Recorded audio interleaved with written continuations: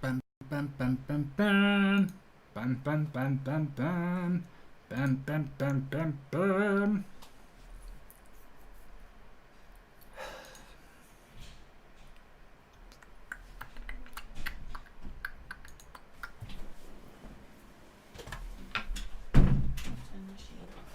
Thanks.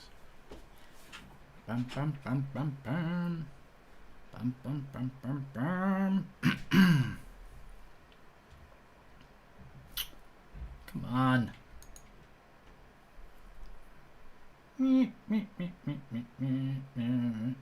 Oh, we're live. Shit. Hello, everybody, and welcome to Mark Goldbridge. That's football for the most lucrative match in football. It's the playoff final. It's the most lucrative match. This game is worth between 130 and 170 million pounds to these clubs today. And it's interesting. I've not really watched a lot of Championship football this year, and I'm sure many of you haven't. And maybe that's a prediction I've put up on the screen because it isn't 2-1. They've not even kicked off yet.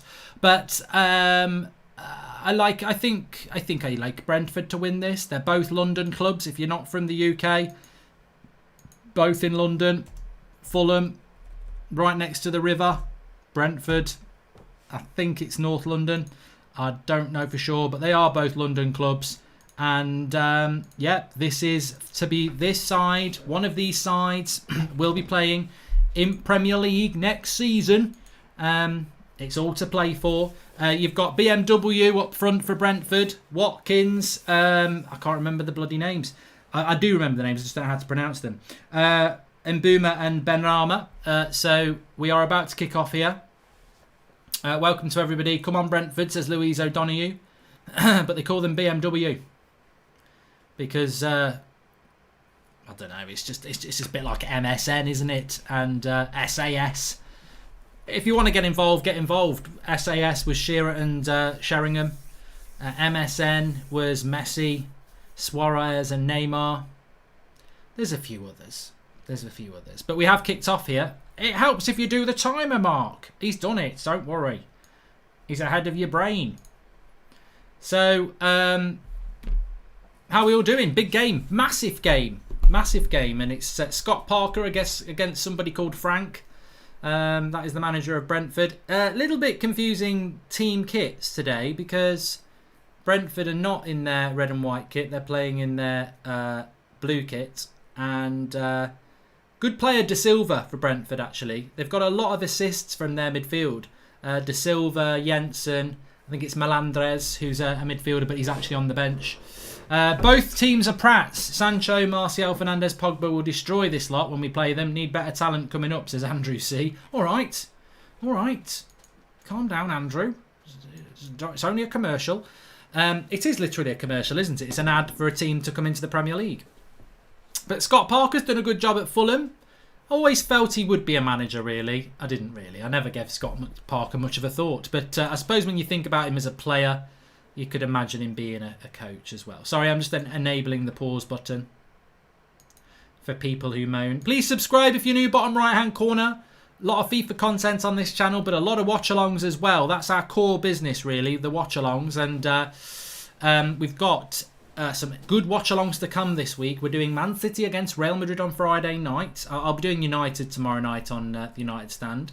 And then Saturday night, there's another Champions League night. And then all next week from Monday, you've got Europa League quarterfinals and Champions League quarterfinals. So lots and lots to look forward to.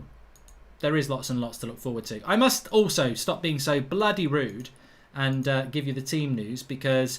let me just tell you. So, Brentford, Raya in goal, Dasgard, Janssen, Pinnock, Henry, Jensen, Norgard and De Silva, the midfield three, with Mbuma, Watkins and Benrahma up front, or the front three. And think of Brentford as a little bit like a Poundland Manchester United. De Silva as Fernandes, Mbuma, Watkins and Benrahma as Martial, Rashford and Greenwood. As for Fulham, I don't really want you to win. I've not really given you much thought. But Radek, is in goal. Oddy, Hector, Ream and Brian. You'll recognise some of these players from the Premier League days. Reed, Carney, Kamara, Anama, Cabano and Dacorva Reed are the rest of them. Knockhart, Christie, Marchlands, Cavello. Mitrovic is on the bench for Fulham. And of course Makendes of Brentford's a good player. He's on the bench as well. But Mitrovic scored the most goals in this championship season. So yeah, watch out for that. Watch out, Mitrovic is a bear. Watch out, Mitrovic is a bear. You better watch out. Because he's on the bench, actually. Refresh for pause, says Jordan Jones. So, good start to this game. Quite a fast start to the game. I think they're both going to be quite up for it. I mean, why wouldn't they be? Number 3 at the back for Fulham is not Chris Smalling. He's not moved from Roma to Fulham. Good shot by Brentford there. No, it wasn't. It was Fulham. It wasn't Brentford because Brentford are wearing blue. Driving forward. Good bit of skill, actually. Drove forward from his own half and then got a shot off. Number 25, Anama for Fulham. Keeper would never get beat from there, but it was a good shot. A couple of super chats. Mark, just curious, why is this game being dubbed as the richest game in the world? Football other than Champions League final, says Blue FT216. I mean, the Champions League final might be worth more, actually. But the Premier, this is worth... because basically, even if you get relegated in season 1, you get parachute payments for 2 years. So this game to someone like Brentford would be worth over 3 years, about 150 million quid guaranteed. So you don't get the 150 million straight away, but it's just the amount of money you can do. Watching the game and building Old Trafford out of Lego. Great Tuesday night, says Man United Lists. Thanks for the super chats, people. What are your score predictions? I think that... that's not Riyad Mahrez either for Brentford. It's a Poundland version. Mark, I'm Walsall fan and we developed Rico Henry, Brentford left back, and he'd be a good backup to Luke Shaw, says Jack Clark. 3-2 to Brentford, says Casper Gurel. And this game might be tactical for one of the teams for a spot in the Premier League, says Salim Hussein. Well, interestingly enough, Brentford have actually lost 3 of their last 5 games. Whereas Fulham have been unbeaten for their last 7. So Brentford sort of choked a little bit with regards to the run-in. A lot of people thought that they would get automatic promotion, but they didn't. Ben Rama is the player who looks a little bit like Mahrez and plays a little bit like a Poundland Mahrez as well. He's hurt his face at the moment, but I think he'll be all right.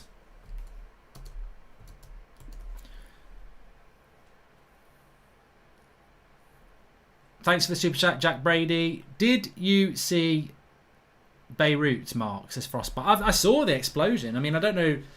Somebody said it was a fireworks factory, and I thought, is that a joke because of the way it blew up? But I know it's not a laughing matter because I know a lot of people have been injured and even died. So I mean, it looked unbelievable. It looked like a bloody nuclear explosion. But yeah, horrible that people have actually been hurt. And here is Ben Rama, and that's a foul, ref. That is a foul.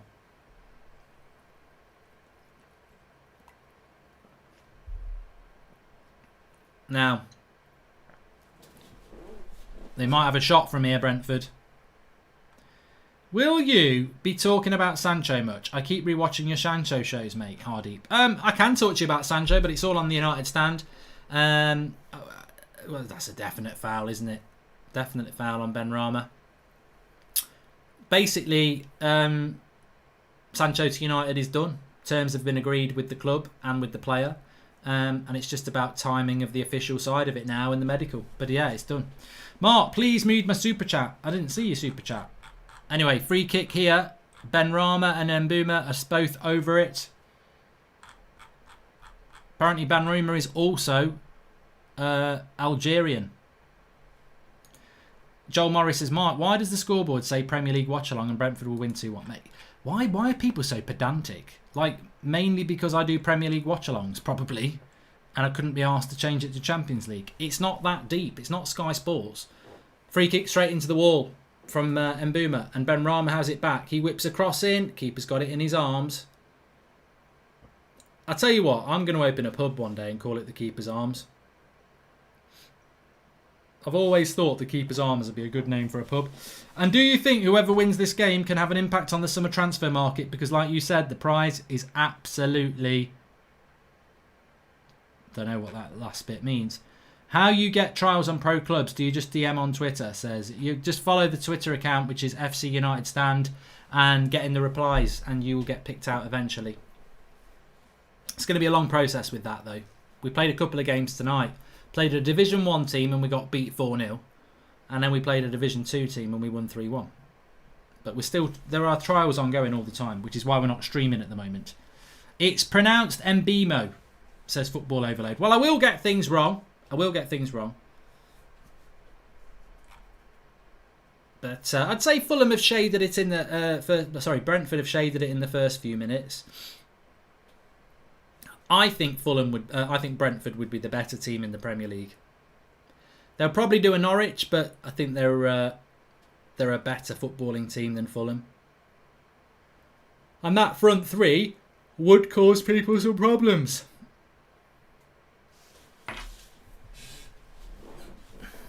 Oh, keeper's made a right bloody error here. Fulham are in the box. Messing about at the back. This should be a goal. Oh, what's he done? Why didn't he shoot himself? I don't mean literally shoot himself. I mean shoot the football. We don't condone guns at all on this channel. Not even on Grand Theft Auto. I don't think guns should be on Grand Theft Auto. I'm totally against guns. They should just walk around and punch each other. No firearms. Although that could be more humane in a way than punching somebody. But get rid of it. Oh, I'm watching the replay again. I thought Fulham were going to score again. Get to grips, Goldbridge. Get to grips. How are you doing, Mark? I'm predicting 2-1 to Fulham, says Jack Ritchie. Well, I'm good, and I'm predicting 2-1 to Brentford.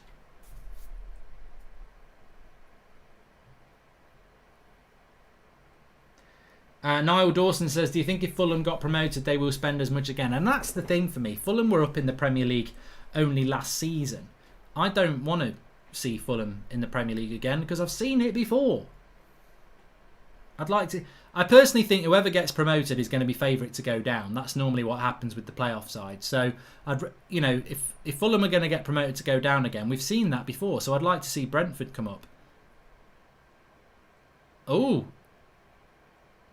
He got kicked in the box, ref. He clearly got kicked in the box. Why have you not given a penalty? You bloody prat. I bet it's Martin Atkinson, the ref, isn't it? Really loved the thing you guys did on Sunday where you had to choose a player. I'll give you a hard one. Greenwood or Martial. Take care, pal. This is Sebastian Anderson.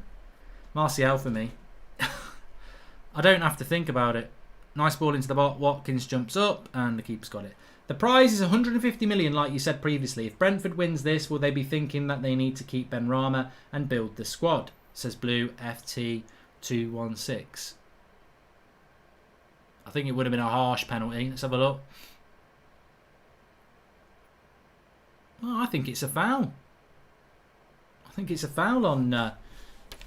was it Norgard the foul was on there? I think it was. I thought it was a foul. I've said it before and I'll say it again. I thought it was a foul.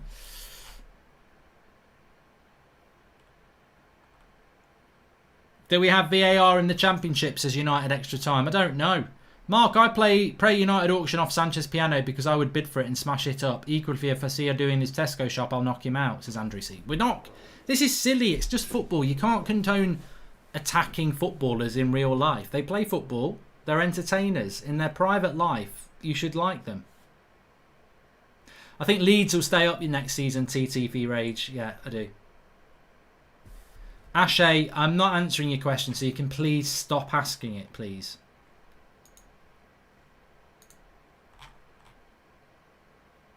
There's no VAR in the Championship, says Mark Stevart. Yeah, well, surprise, surprise. Fulham coming up on the attack down the right-hand side. Cross comes in. Defensively, Brentford look a little bit slack. Whilst exciting going forward, defensively they look a little bit all over the place. Benrahma looks class, says Harry Andrews.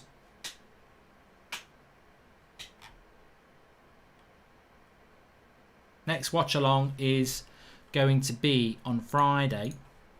And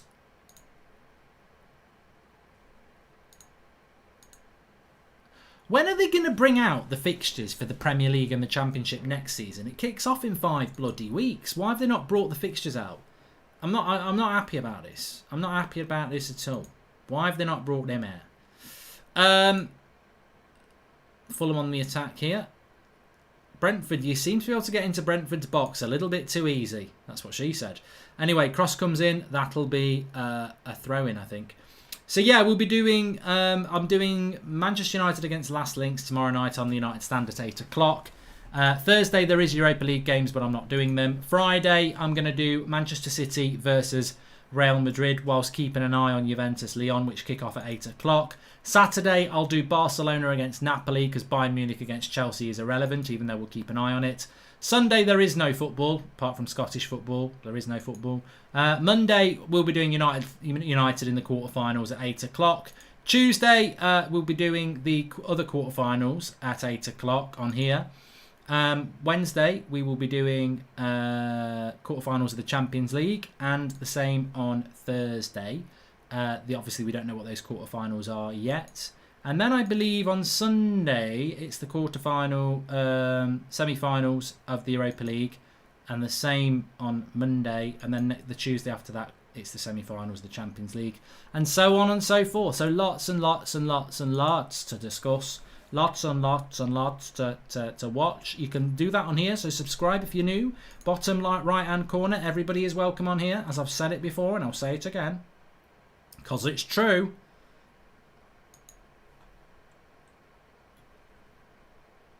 But an equal start to this game.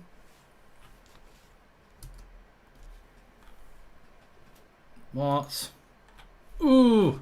Here we go. Andrew C says, are you concerned a second COVID wave across Europe in the winter may disrupt both the Premier League and the Championship? I feel it will be another stop-start season. Yeah, I do. I think, coronavirus hasn't gone anywhere. There's no hot mic, LB. I don't know why you're talking about hot mic. There isn't any hot mic. If there was hot mic, I'd be telling you there was hot mic, but there isn't any hot mic. I think that there will be a bit of stop and start. I think we've seen it with baseball in America.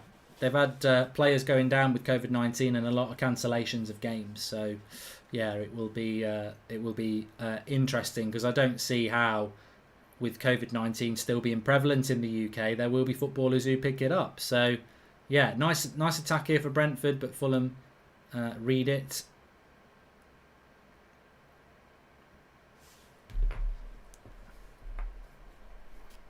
It's not on the BBC, it's on Sky, isn't it?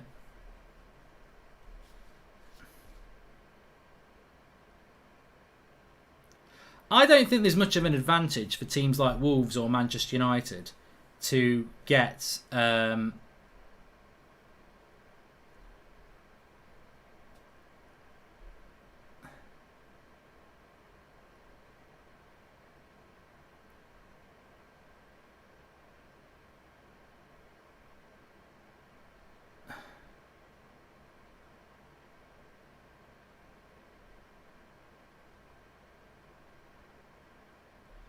I don't believe. I don't think it's a. Just totally lost myself there. I don't think it's fair. Fulham are in the box. It's not fair that Fulham are in the box. Good save by the keeper. Brentford are terrible at the back. Keeper makes a good save there from a spin shot, but they're rubbish at the back. Brentford, really not impressed at all. They look decent going forward, but they're terrible at the back. The GOAT says Martial's got more goals than Pepe and Lacazette combined in the Prem, and same with Rashford, and Arsenal fans think they have the best attack, says the GOAT 112. Arsenal have just got Aubameyang, and he's a fantastic player, as we know, but Brentford are on the ropes a little bit here. Fulham are attacking again down the right-hand side. Good cross, keeper gets hold of it. Did you see the FIFA 21 trailer? They heard your cries and claim to have improved crossing and headers, says Sean C. Good. Looking forward to... look, I'll be playing FIFA next season anyway. I'm massively into pro clubs now. I'll still do my career mode, so I'll buy it and play it anyway. And if they've improved it, superb.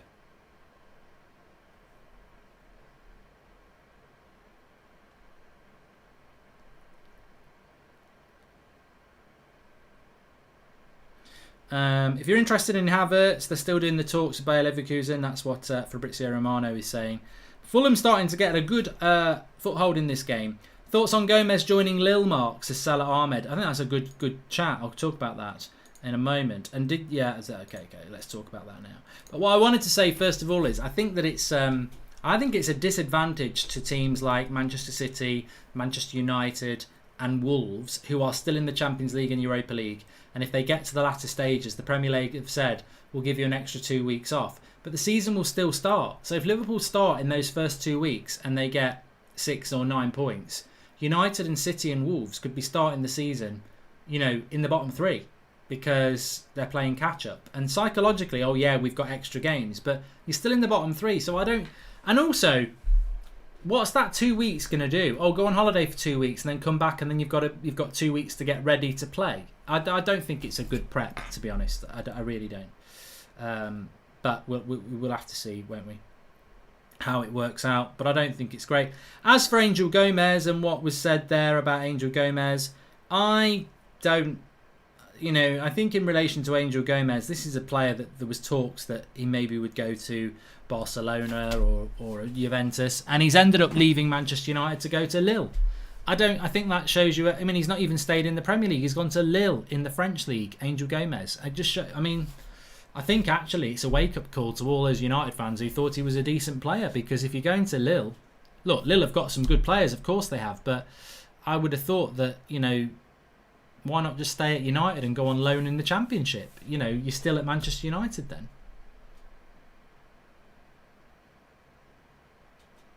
Apparently he's gone on loan to Boa Vista, which is Portugal, isn't it? So exactly, it's a funny old one, isn't it? And Alex says Lille is a good team to get game time, but if they've loaned him out already, it's a bit of an odd one, really. Mark, why are Arsenal fans saying we wanted to sign Pepe instead of Sancho? I know I didn't. Did you? Says J. David. No. Even last summer I would have took Sancho over Pepe. I don't know what that's all about. Sharky just says that City have signed Ferran Torres. Yeah, Simon Stone's just put a tweet out about that. I think we knew that was going to happen anyway, so no one really gives a shit about City, do they? They don't. I'm not even being unkind. Nobody really gives a toss about Man City. Cabano's a very good player for Fulham, isn't he? The number 7. I saw somebody saying there who's the number 7 for Fulham. Very, very good player. I've not seen loads of him, but I've heard loads about him. Plays off the right-hand side for Fulham. Cabano, good player, and he's looked exciting in this game, to be honest.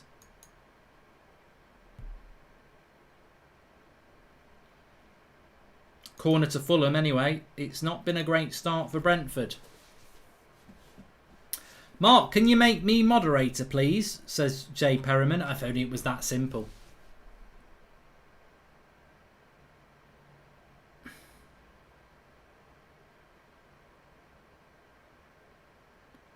Very congested in that penalty box. They go short to Cabano. Whipped cross. Ooh. I don't know whether that was a handball.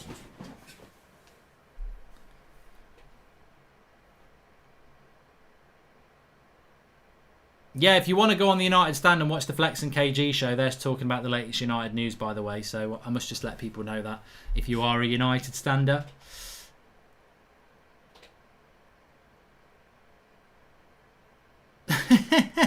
I love this. I love this. Somi says, I'm 15 years old. Is there any way you can get me a trial at Man United? Let me just get Ollie on the phone. I'll sort it. No, of course I can't. At 15 years of age, this in this day and age, you're better off just playing amateur football and hoping you get picked up by somebody. United don't really give trials to 15-year-olds.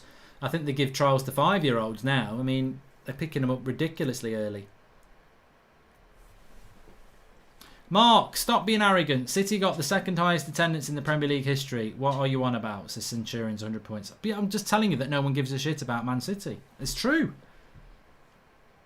No one takes any notice of what you do. I know you're a good team. I'm not saying that, but they don't. No one really takes any notice. The media or anybody.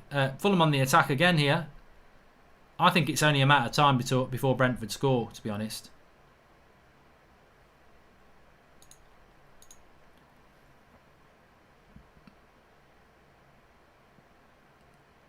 Here's Benrahma. Bit of a chance to drive forward. I think he's held on to that for way too long, but he gets it out wide.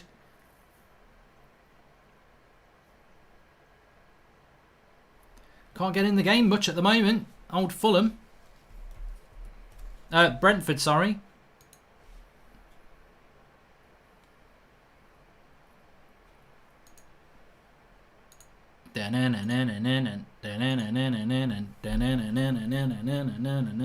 Fulham are dominating, Jacob. Mark, do you think we'll get a second lockdown, and do you think it will be as bad as the first, says Joel Morris. No, I don't think we'll get a second lockdown, Joel Morris. I actually don't. I don't think the government want one. And I think that when you think about the volume of infection and everything back in April and March, it would have to go some to go back to being like that. And also, we didn't use the extra hospitals that we had. So I just think they'll keep a lid on it. I think it will be around. It's definitely going to be around. And I think it will be disruptive. And I think you'll get local lockdowns. And I think we might have to stop doing some of the things we're doing at the moment, like going to the pub. But I don't think we'll have a total lockdown like we did before. Brentford coming forward now. I quite like the look of him. What's his name? Oh, cross comes in. Nothing comes of it. De Silva. I thought it was De Silva. Number 14 for Brentford. I like him. He's got a good range of movement. It reminds me a little bit of... I don't know, actually. I thought the way he was running with the ball, he looked a little bit like Pogba because he's a CAM. But then... I think actually he's got a little bit more of a Thomas Muller about him. I think he looks like he's got a real, good physical but slimlined. Obviously he's not as good as Thomas Muller. He's playing in the Championship, but yeah, keep an eye on number 14 for Brentford. Quite like the look of him, De Silva. Thanks, Alex Leadham. Is a media biased against City? All media full of United and Liverpool past players, to Centurions. No, I just think that because you bought the success, people are a bit bored of that. And Yozza says, I just got my exam results today and I'm chuffed to bits with them, and thank you for keeping me calm with your videos. Love from Scotland. Well done to Yozza. And look at these lot in their social distancing. They may as well be in bloody Leeds. Look how far apart they are.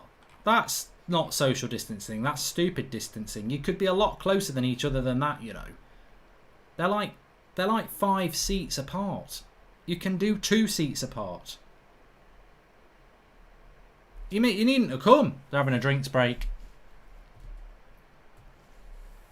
If Fulham get back to Premier League and then the next season get relegated, is it just sad, says Yug. I haven't got dandruff, Paul Finn, because I use Head and Shoulders. I don't, actually. I use Vosine. Veron Torres is signed for Manchester City. There's a lot of people in the live comments telling us about that. I've gone a little bit American here because I've been watching a lot of American sports. Late night American sports. I don't know what's on tonight, but I imagine we've got soccer. No, we haven't got soccer. I imagine we've got baseball. No, we haven't got baseball. We got basketball. From the same court with no fans and them stupid television screens with fans watching. And then we got some NHL hockey. Ice hockey, we call it over here. Yeah, I've been watching a lot of American football. No, I haven't been watching any of that. It's not on. Been watching a lot of American sports late at night.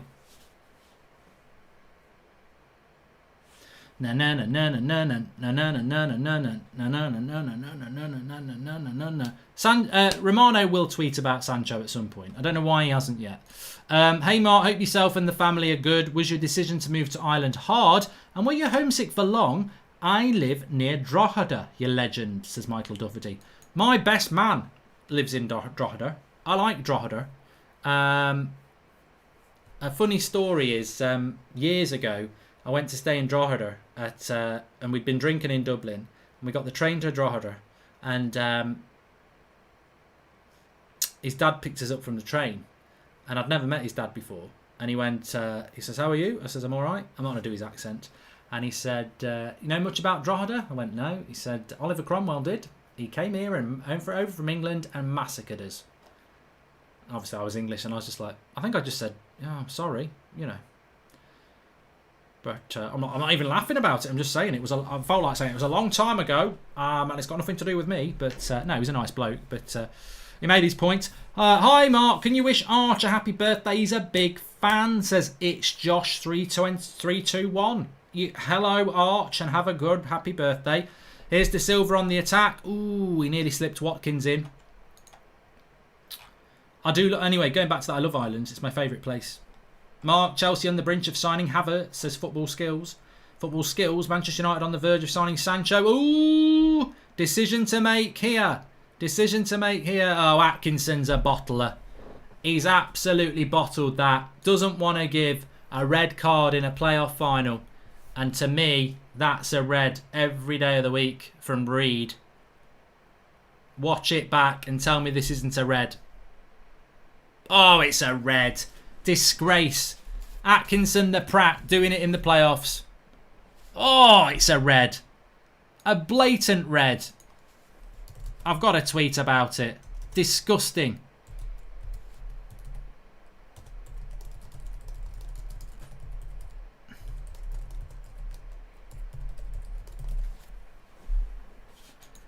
That's disgusting. That's why you should have VAR in the bloody championship. But I tell you what, you don't need VAR. You don't need VAR because I knew that was a foul from here and you knew it was a red. It's a bloody red card. It's a disgusting tackle. His foot's raised. So he's missed a potential penalty for Brentford and now he's missed a red card against Brentford as well. Bloody joking. Always a red, says RLLGS. And a lot of people saying these refs are horrible, Jester's vengeance. He's a bloody Premier League ref. That's Martin Atkinson. He's not a championship ref. He should be. He's a Premier League referee. He's useless. I thought the F1 race was brilliant at the weekend. Thoughts on Anthony Taylor and Martin Atkinson, says Salah Ahmed. Oh, I mean, I never really had many thoughts on Anthony Taylor, apart from that he has presided over the worst refereeing performance in an FA Cup final I've ever seen. But that referee is looking right at that and he's not given a red card. The thing is, it makes you so mad. I'm not even a Brentford fan. But it makes you mad. Whoever you support, apart from Fulham, it makes you mad because it makes you think, if that happens against my team and they don't get a red card, it's an injustice.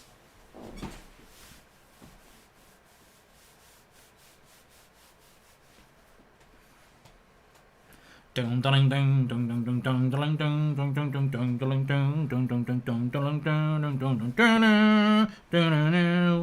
be the next James Bond. They're not trousers, Alvin Blocks. They're not trousers. Look at those chicken legs. Smacked my thigh as well when I did it. They're footballers' legs, actually. They're not chicken legs. They're footballers' legs. Streamlined for pace. Although, I think a wheelbarrow being pushed by your gran could beat me for pace these days. Are you a Coldplay fan, says Steve? I actually am not, but I know a few of their songs.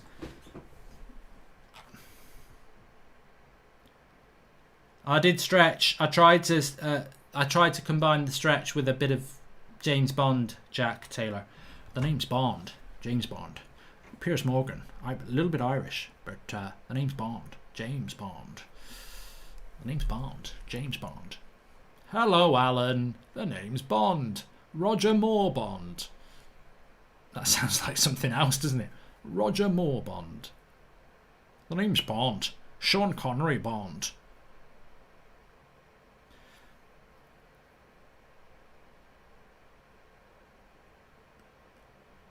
Mark's high tonight, says Adam Pack. We got to pump it up. We got to pump it up. It's the most expensive game in football. It's not expensive. It's the richest game in football if you win it, because you get 150 million quid over 3 years. Guaranteed. Or your money back. Brentford starting to get into the game a little bit more. Fulham have been good for about 20 minutes, and then they should be down to 10 men. But as per standards, Martin Atkinson is a prat and didn't send off Reed for Fulham for a disgusting tackle. And it's still 0-0.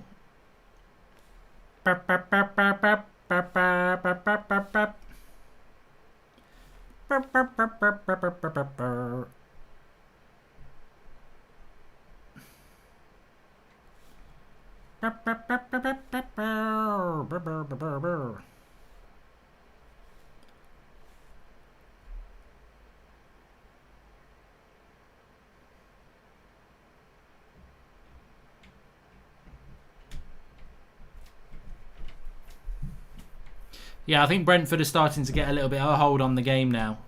They do look shaky at the back though, Brentford. They will have to improve defensively if they come to the Premier League because they will concede a lot of goals. Like nicely worked out to the left-hand side. Headed. Oh, it's a foul on the keeper, that is, by Ollie Watkins.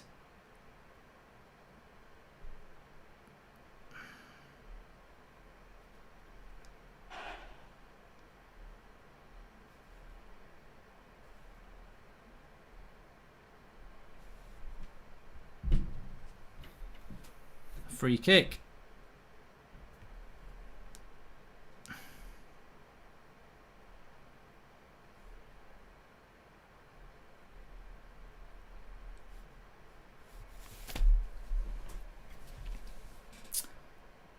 What's the cat's name? Says no context. Oh, he's on the back post, Cabana. I got his name wrong. I don't know why. At the Coco Cabana. Bloody Barry Manilow. It's not. His name's not Cabana. It's Cabano. Cabano. Not Cabana. Cabano. At the Coco Cabana. Cabano.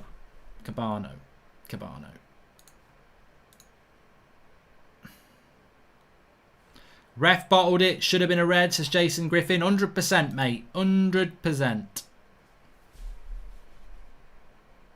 I am excited about Sancho Merit. I can't deny that I am excited by Sancho. Please subscribe if you're new. Bottom right hand corner. I don't know how many subscribers we've got on this channel now.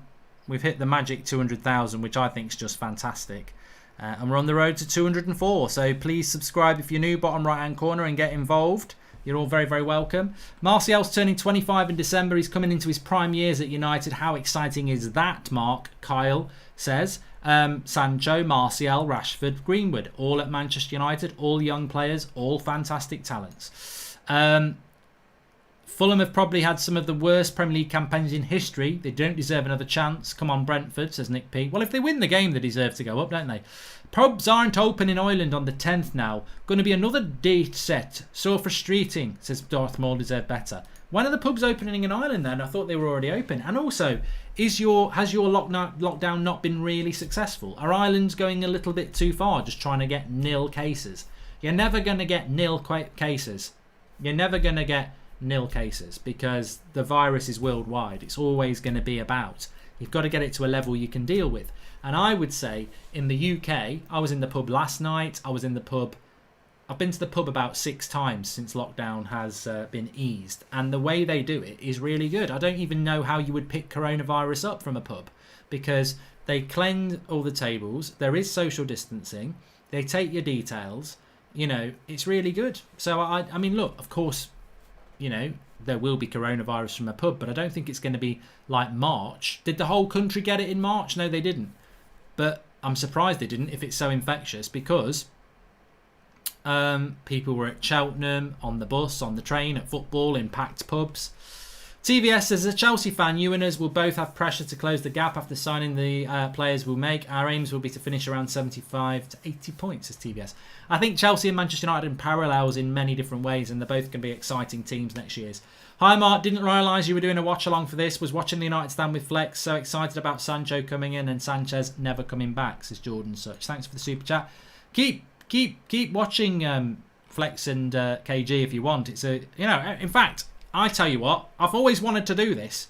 Please just do it. Please just do it and then come back if you want. But it'll be funny. I've always wanted to do this. You know what I'm going to do? Some of you know what I'm going to do.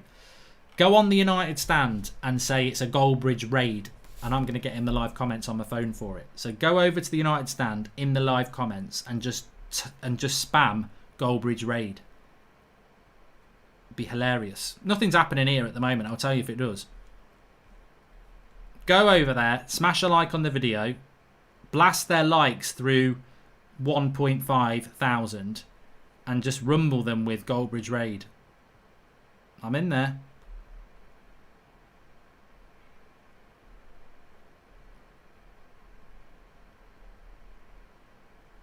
I'm starting it off. Yes! Look at the live comments.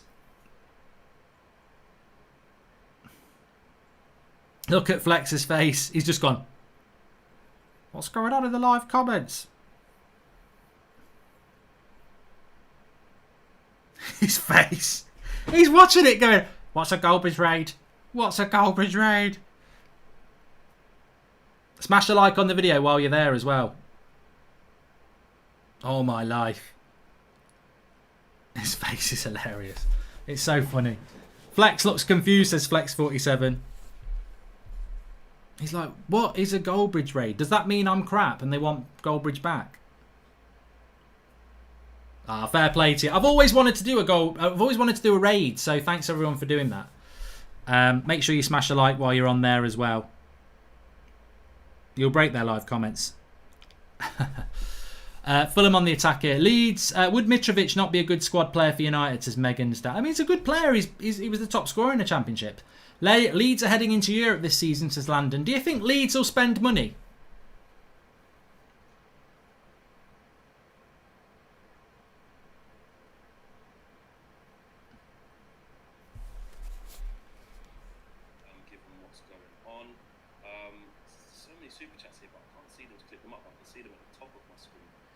So what I'm going to do, I'm just going to read them out, even though I can't get them on screen.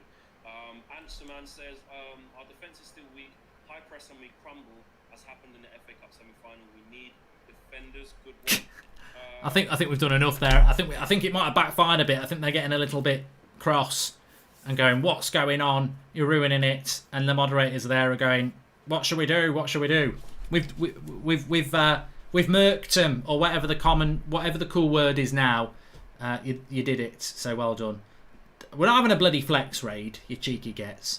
But I forgot what we're saying now. 5 minutes to half time.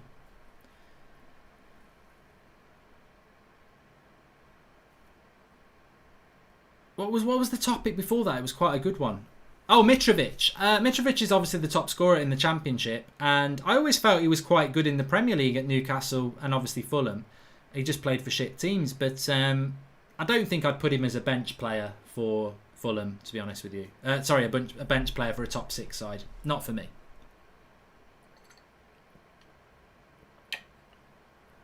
When's Pro Clubs coming back? We'll probably do Pro Clubs again. Don't worry, it's not a cry for help. It's my zip sticking out. Imagine if that was it. It really is the zip. I'm not there going, that is a zip. Pro Club. I'll do a bit of Pro Clubs at the weekend on this channel. That's the plan. But I've got a bigger plan for Pro Clubs. An exciting plan for Pro Clubs. So, yeah, looking forward to it. Hey, Mark. I'm not a United fan, so not sure. But why does everyone hate Sanchez? Did he do something like Danny Rose in the papers? No. We don't like Alexis Sanchez because basically he is a load of shit and he's the best paid player in Premier League history and he's just made us a mockery. So we want to get rid of him. Ricky Raid. Ricky Raid sounds like something you get to kill ants in your garden. I don't know why. Get Ricky Raid and kill ants in your garden. In minutes. He'll talk to them about Matic and bore them to death. Ricky Raid, available from all good B&Qs. Mark, what do you think of... I'm laughing at my own jokes. That's always a bad sign. What do you think is going to happen? What do you think of Højbjerg going to Spurs? Højbjerg going to Spurs, says Harry64. I don't know much about him.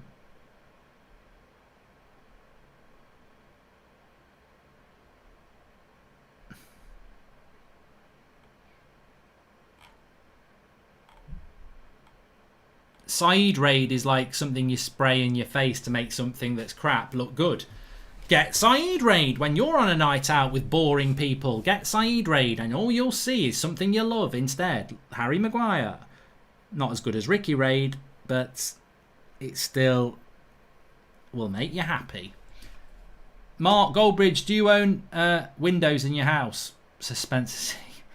And can you make a team from the bottom half of the Premier League that can be title challengers or a top 4 team? Says Philip Pine. Can you make a team from the bottom half of the Premier League then that can be title challengers or a top 4? In what way? In what way? I don't know what way you mean. Benrahma is quality. Ollie Watkins is fire. We haven't really seen a lot of the front three in this game. And Mbima, I can't pronounce his name. Cabano, I like for Fulham, the number 7. But Benrahma, Watkins and Mbima haven't really got into the game. I like De Silva, I do, at Brentford. I think he's a good player. Energetic. I really do think he's going to do well in the Prem. What nationality is De Silva of Brentford? Somebody tell me. Are there bandwagon fans in England, or do fans stick with their club thick and thin? For example, would you find a Fulham fan rooting for Liverpool? Says Landon. Well, no. I mean, look, I want Brentford to win. I'm a Man United fan, so I think that we love our football in England, and you can be a fan of Liverpool or Man United, and you can watch a game that those teams aren't playing in and enjoy it and pick a side. I don't think many people... I mean, when you watch a game, I bet we haven't got many Fulham and Brentford fans. Are you watching this game as a neutral, or do you actually... I always pick a team, to be honest. I very rarely watch a game as a neutral and go, ooh, I'm not bothered, because it just makes it better to root for one team for me. So... but I wouldn't say that's being a flip-flop or anything like that. De Silva is English, says Sonia. Fine. I don't know anything about him. I don't really know anything about him. I wouldn't know the nationality of most of that team. I could guess at some of it. I mean, I imagine some of the back four are Scandinavian, but I don't know much about him. So I will tell you now. Josh De Silva is 21 years of age. He's a product of the Arsenal Academy and has been capped at England youth level.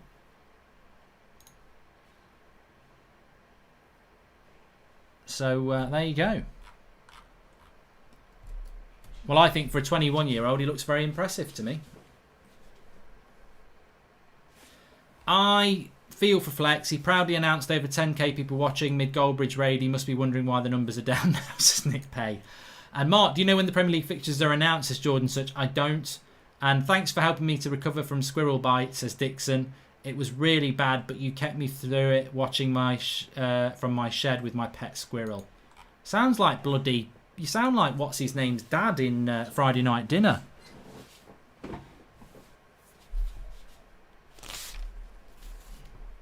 I am the pineapple man, you wanger, says Lucid.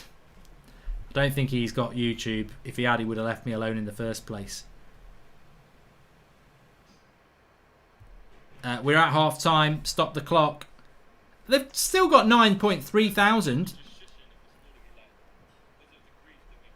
They've got 9,300 watching on the Flex and KG show, which is good. If you think about 9,000 plus 5,000 on here.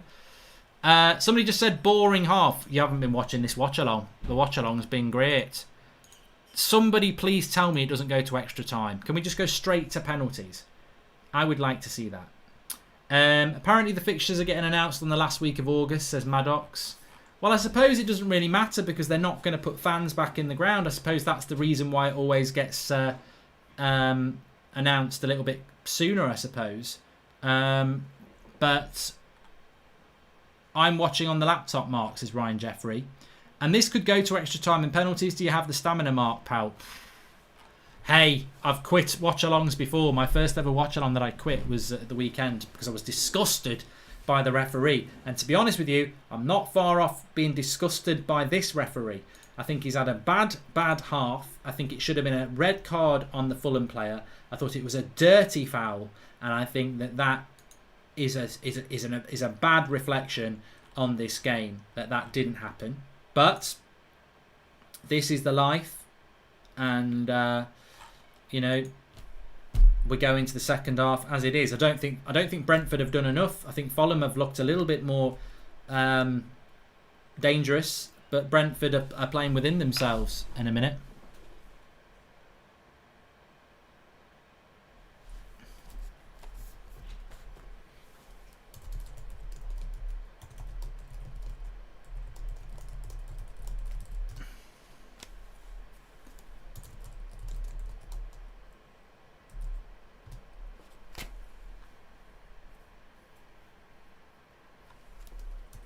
Just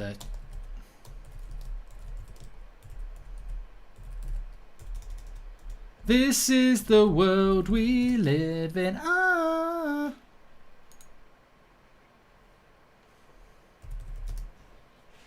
I'm getting in trouble here.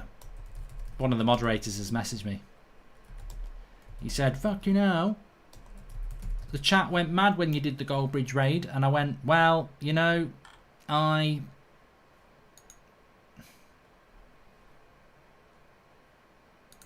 did it."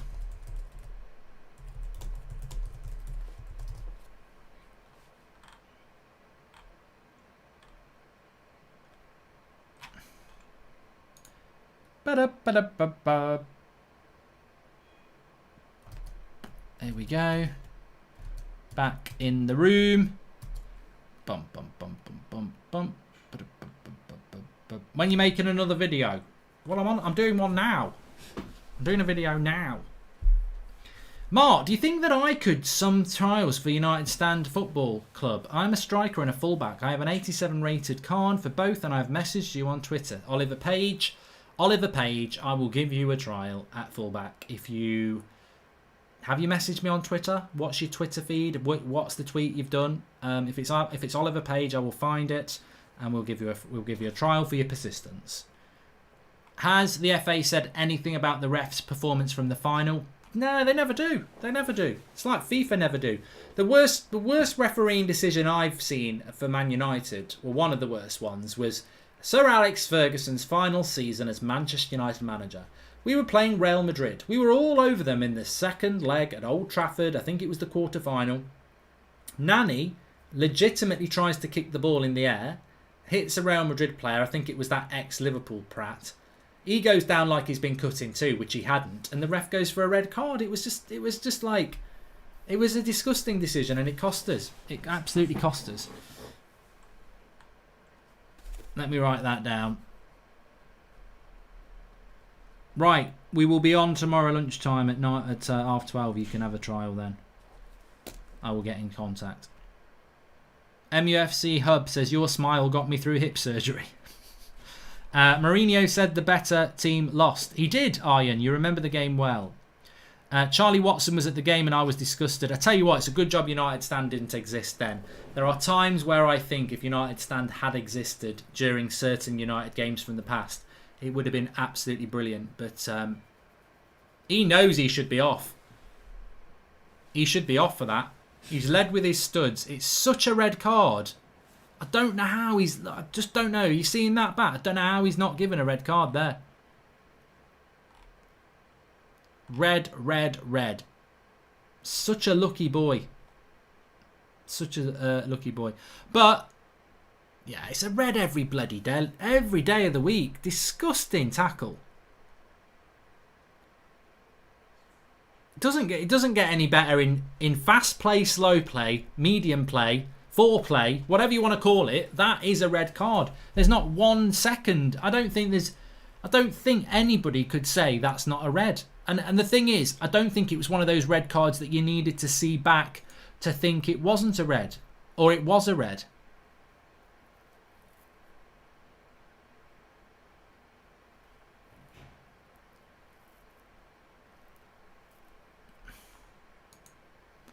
But it wasn't a red, and Fulham are still in the game. Whoever goes up out of these two teams will struggle, says Jason Griffin. I must admit, Jason, I think you're absolutely spot on. I think that defensively, Brentford look really poor. And I think in the Premier League, they will be a team that gets beaten comprehensively like Norwich. And I think what will happen is, at the start of the season, people will go, oh, look at them. They've got so many good players. De Silva, Benrahma. They're full of talent. And I'll be going, yeah, Cantwell, Bendia, Aarons. They have got some good players, but they've got no... their defence is like a bloody butcher's apron. It's wide open at the back. Unless they're wearing trousers. Need to buy some trousers. Did you see the Beirut explosion? Yes, I did. It was bloody scary, wasn't it? And in fact, it is scary because it's hurt and killed people, unfortunately. Thoughts with them. Well, not the dead people. Well, yes, thoughts with the dead people, obviously, but I don't know what happens when you're dead, but thoughts with their families and friends and acquaintances. Should have been a red card, says DBTC Ultra. And what a view, says Chelsea Lampard. That's medicinal. That is medicinal. People think, oh, what's he doing? I've got lower back pain. I've been to a back specialist and they've told me what to do. If you've got the sort of back pain that I've got, it's very, very good. You sort of grind back and forwards slowly, and it extends and moves the spine so that it doesn't hurt.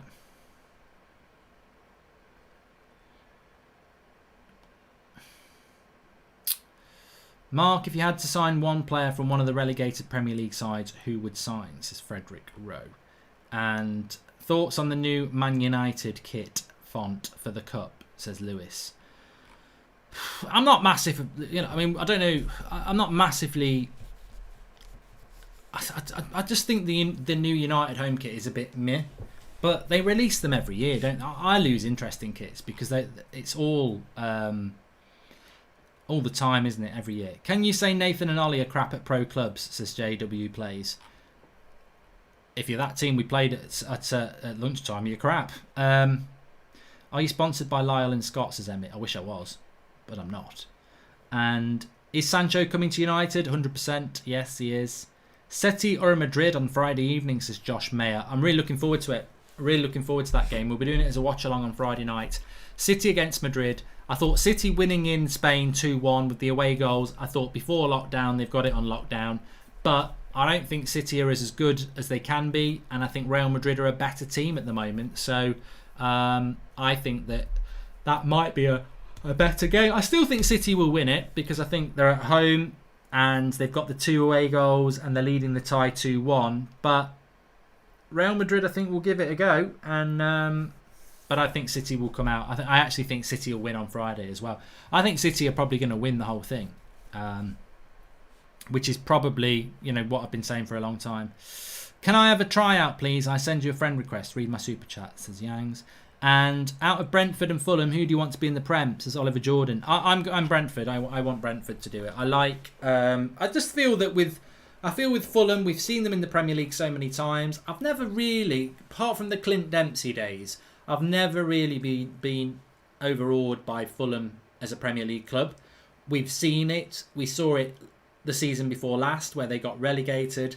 I mean, look, I think whoever wins this game is going to be favourite to go down. Doesn't mean they will, but I think they will be. So I think it would be nice to see... It would be nice to see Brentford. Nice scoop on Sancho announced tomorrow, says Dr. AK. I don't know. I don't know why people like Fabrizio haven't tweeted that the terms have been agreed between the clubs, because they have. I don't know why they're waiting. But I expect it in the next. I expected it this evening, so we'll see what happens. But we're very happy with the source that we've got. That deal is. Well, it's not done till, obviously, officially done until Sancho does the medical, and that hasn't happened yet. But, the terms have been agreed on the actual structure of the deal. The terms have been agreed with the player, and that's where we're at. I think United won't announce it tomorrow because we've got a game. It'd be a weird time to announce it because they'll want maximum publicity. They might do it on Thursday because there's no other football on Thursday apart from other Europa League games. Or then again, if you're gonna if you're going to announce it on the 6th of August, would you not wait till the 7th when we're wearing the number 7? I think it'll be Friday. You must stretch hip flexors. They get shorter of sitting and it causes lower back pain, says Mobile. Nor Jazz. Thank you. Jess A to score tomorrow, says JC. I think anyone can score tomorrow. I think Last Links are crap, aren't they? I think United should burn the piano too, Arjun. Symbolic.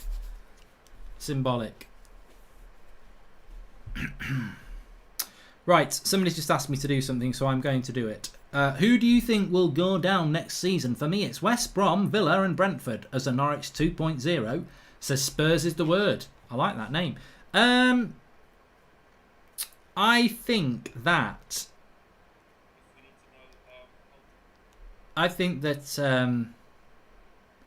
who do I think is going to go down? I think whoever goes up from this game will be favourites to go down, so that's 1.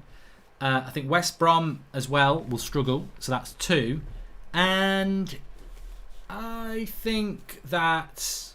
I mean, I'd like to say Brighton, but I think that he's such a good coach, he'll probably keep them up. From what I've seen in the first half, do you think both sides played it very cautious, says Blue FT216. It's such a massive game, yeah. It's such a massive game. I think that they do and are playing it a little bit cautious. Right, this is really sad. You know what? The information I'd got was wrong then.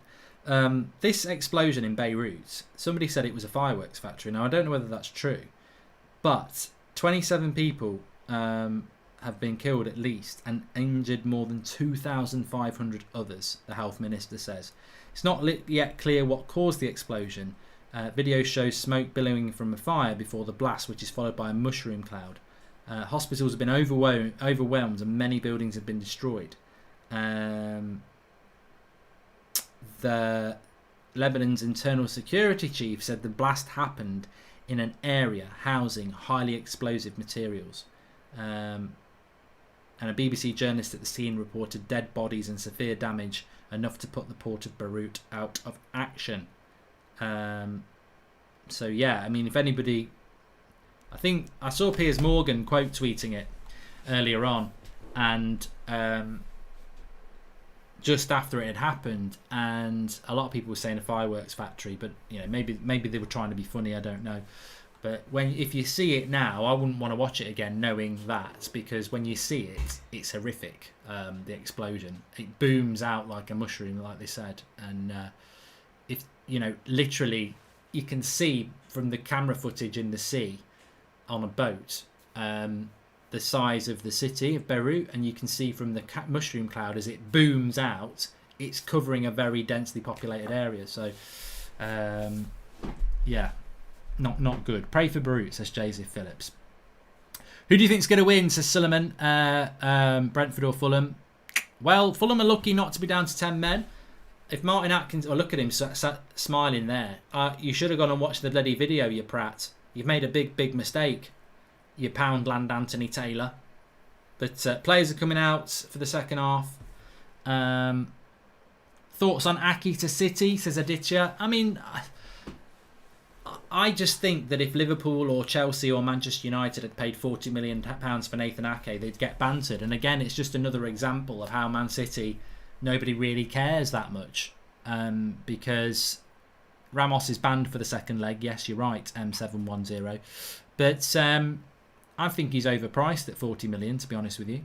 But do I think he's a top 4 centre-back? Not for me, but we'll see. We will see.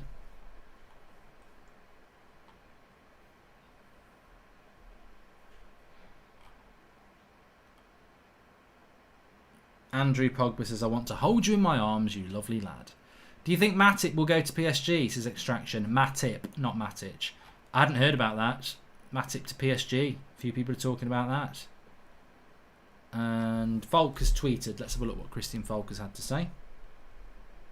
Of course, we've had him on the United stand. I'm surprised he's been quiet, actually.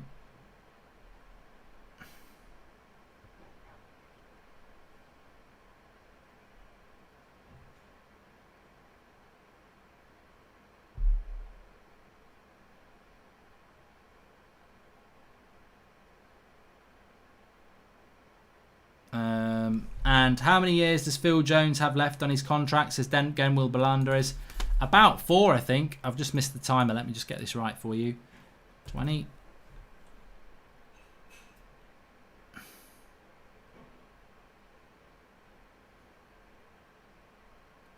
There we go.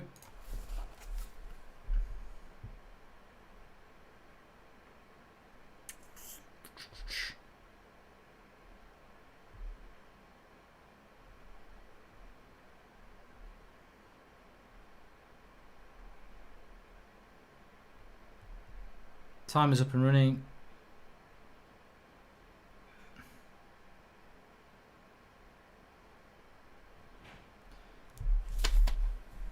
So, who's going to win the most lucrative game in football? £150 million at stake over the next 3 years for Fulham or Brentford. Why is it £150 million?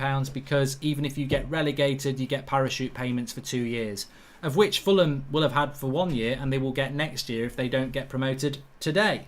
So, massive, massive game. Do you think United will win the Europa League? Says Danny Stuland. Yes, I do.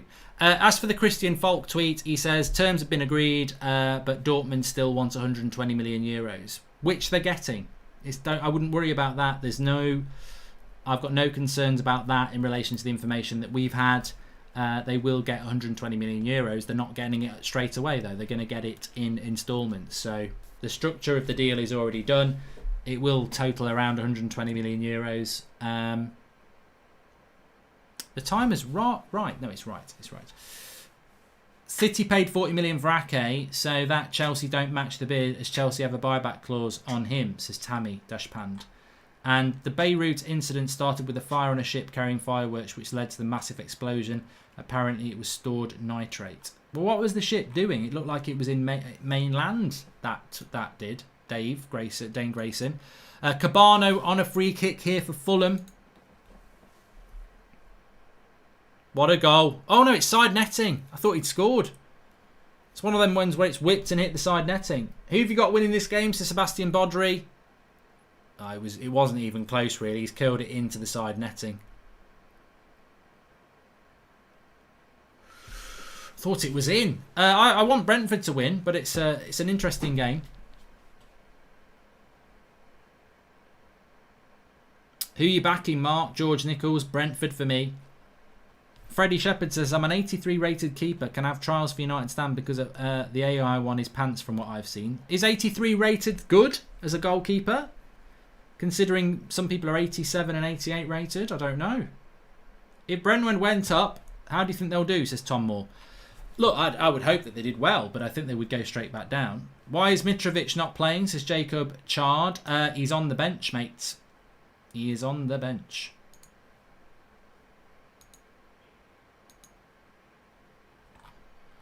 I think he's just coming back from an injury.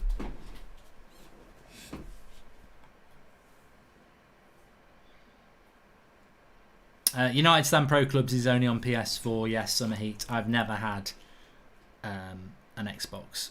Thoughts on City now having 2 left-footed centre-backs, says Sean Newlands. It is interesting because, Pep likes to split his centre-backs as well, and it's always good if you've got 2 left-sided players and 2 right.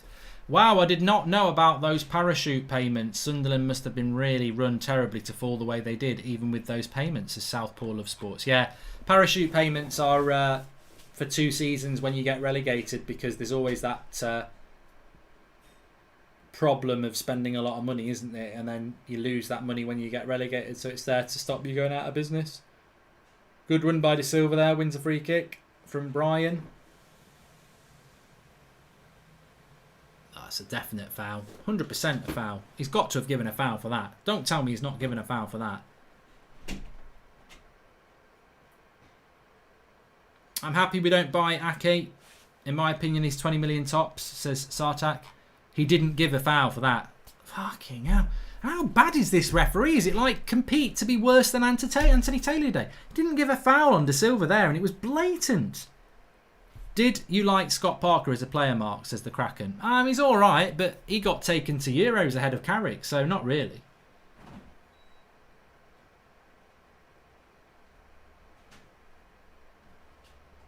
The only Nintendo I ever really liked was the Wii. I was more of a Sega Mega Drive guy. Good tackle.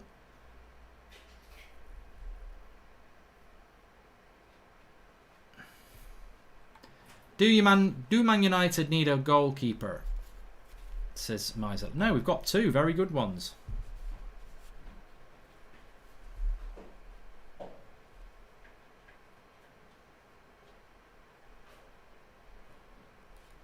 Have you seen the update from Christian Falk? Says Dr. AK. Yeah, I don't... Look, I've got a lot of respect for him. I think he knows what he's on about, but I don't really think that tweet says anything that we don't already know, to be honest. That terms have been agreed with the player, and that Dortmund want 120 million euros. But I can tell you that Dortmund will get what they want from this deal because it's already been agreed in relation to the structuring of the deal. As I said this afternoon, it's just to cross the T's and dot the I's. And I'll tell you one thing as well. Why have personal terms been agreed with the player if Dortmund aren't selling as the player?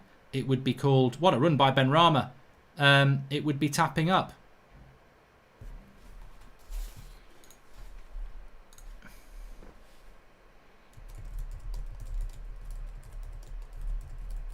I'm going to tweet that as well.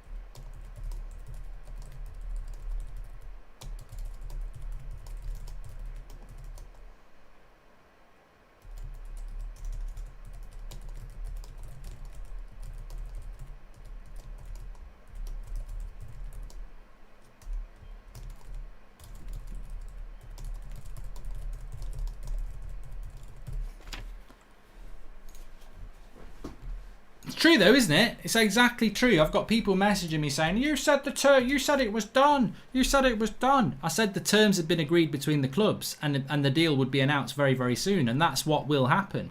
People don't think it through. Like, how can you have Romano, Falk and everybody else saying that Manchester United have agreed terms with the player if Dortmund haven't agreed to sell him to us? It's logic. It's absolutely so logical when you think of it like that.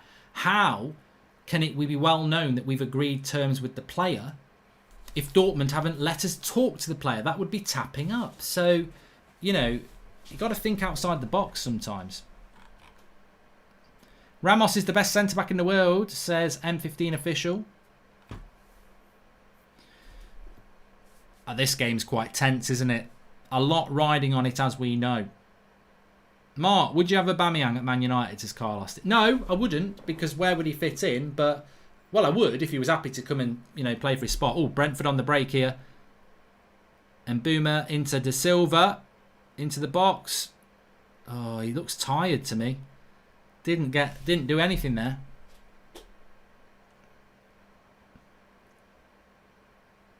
Thoughts on Havertz to Chelsea, says Avanash. I'm actually quite excited about it. I mean, United can't have everybody. And, you know, I remember when Chelsea bought players like Vialli and Zola.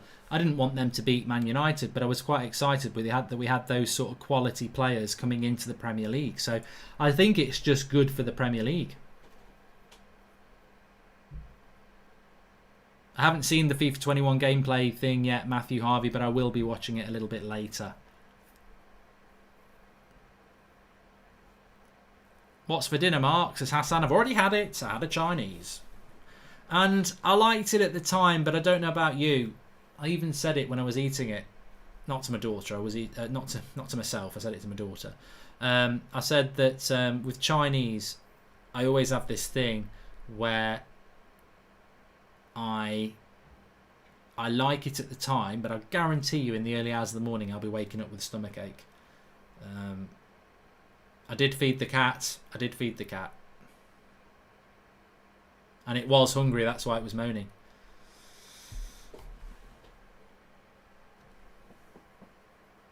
I've never been to Blackpool, Owen, actually. I've never been to Blackpool. I've been near Blackpool, but I've never been to Blackpool.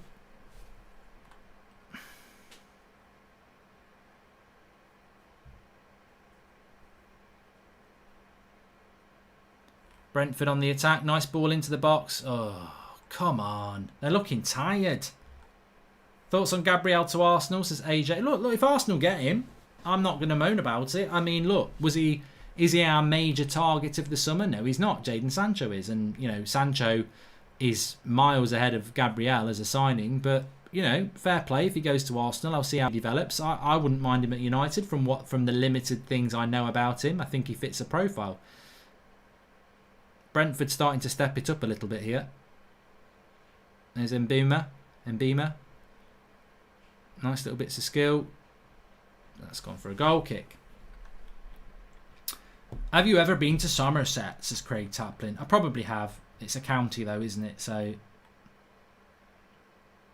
And Flip says that career mode will be supposedly improved on FIFA 21. Well, as soon as FIFA 21's out, we'll be playing it. For the moment, it's FIFA 20, but it goes in the bin, does it? Does anybody actually do that?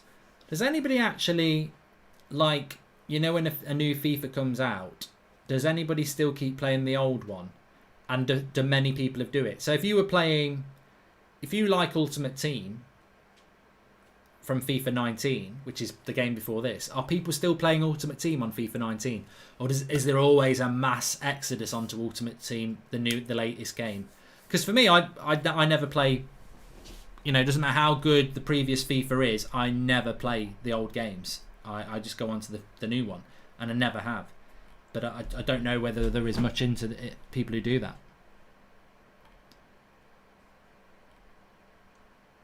Only a few do it, says Will Collins. Bin it.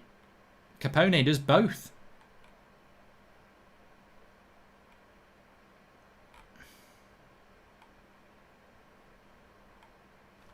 Interesting. Old servers are dead, says Chock. Can Lampard stay long term at Chelsea, or is it going to be typical Abramovich replace the manager after success again? Well, I mean, I don't think you can be a long term manager at Chelsea, but you know, they've given it to a legend. Maybe they will change that mentality. We need a defender after Sancho, says Anshaman. Yeah, we do. I think we still need a cam as well. I don't like cricket. Oh no. I love it. I don't actually. Oliver says, I just played the World Cup mode on FIFA 18. Oh, I remember that. Yeah, I remember that. Was that not on FIFA 19 though? I remember the World Cup mode being on FIFA 19. They did the update, didn't they? I loved it. I loved the Russian World Cup thing.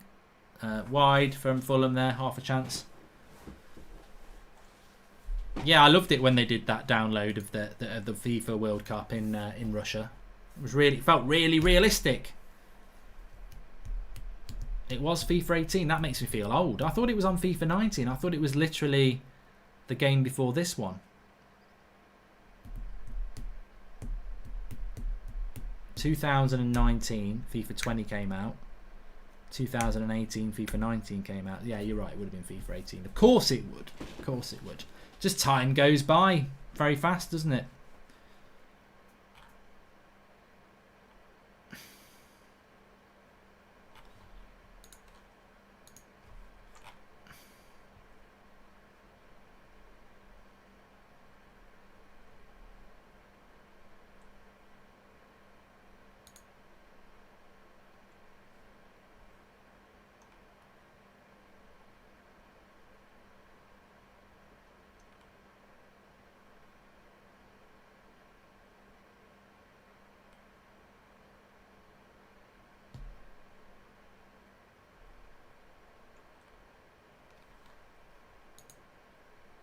Brentford on the attack.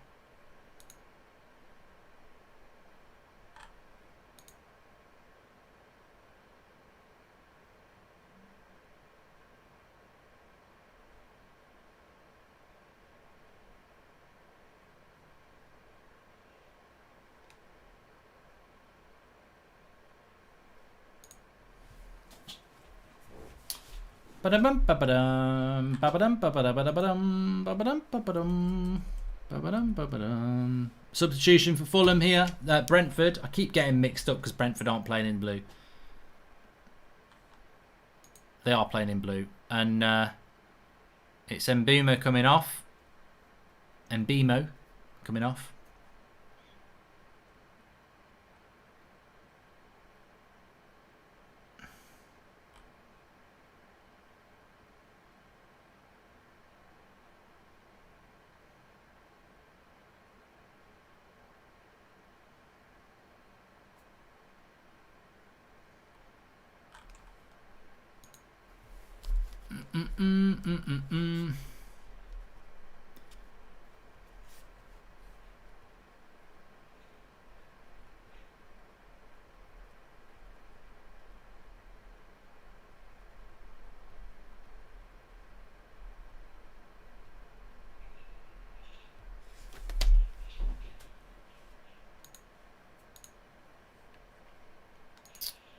Mark, do you think Sancho should be given the number 7, or should he play a season and earn it? I'd give him this shirt, God, Henke.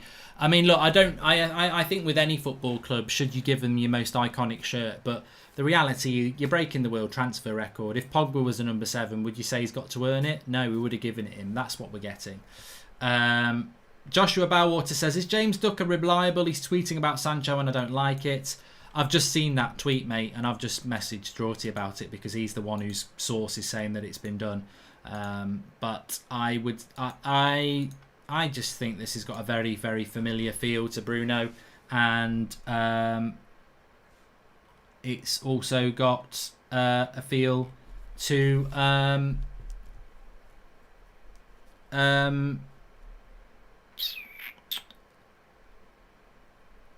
every other deal that United do, where they're just trying to save a little bit of money, but I don't personally believe it.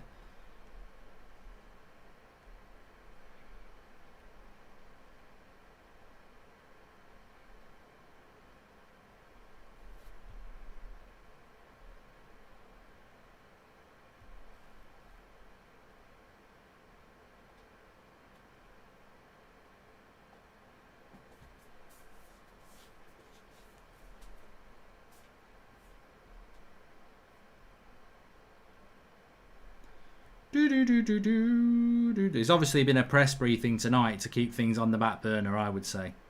Dortmund warned Man United prepared to walk away from Sancho deal due to unrealistic demand. Feel fees, wages being spoke about take no account of coronavirus. Adamant clubs far apart and no agreement and wages.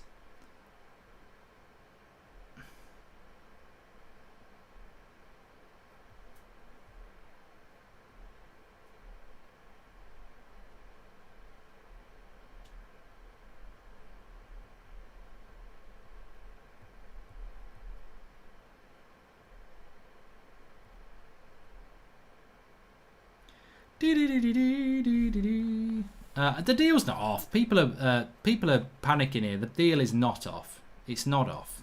It will happen. If you need to understand how transfers work. It's not. That's not off.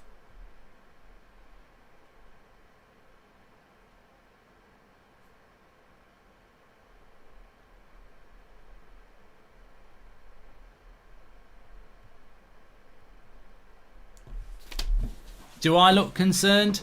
It's on. I know exactly what this is, right? You agree with a deal, right? Listen to me on this one, right? You agree a deal on Tuesday, but you want to announce it with a big fanfare on Friday. How do you keep interest going for 3 days? By saying, "Oh, we're going to walk away." It's not. It's done. I tell you now, it's done, and it's going to happen, and I'm totally confident. And the last time this happened was Alexis Sanchez. And people were saying, "Oh, you're over. You're going to get finished if this doesn't happen." And it happened. And what happens? I don't do "I told you so" because that's not what I do. But people quickly forget what was said. I'm telling you, it's done, and it will happen. There's no way United haven't done this deal. There's no way this deal isn't going to happen. I can't watch the match. I'm too nervous. I'm just going to listen to you. Come on, you bees, get a move, says Chris Balazinga. We need a goal in this game. We absolutely do. Zed Jamie says, exactly, Mark. We've heard this before. Even happened with Bruno. I only listened to Don Fabrizio.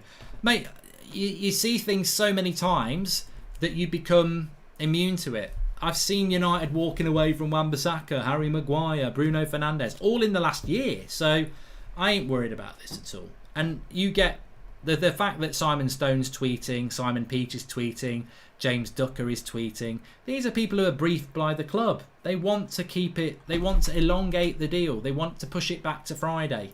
You know, but the reality is, it's the structure of the deal is there in place. We've agreed personal terms with Jadon Sancho, and now somebody's saying the wages are too much. It's all a big smokescreen. Absolutely.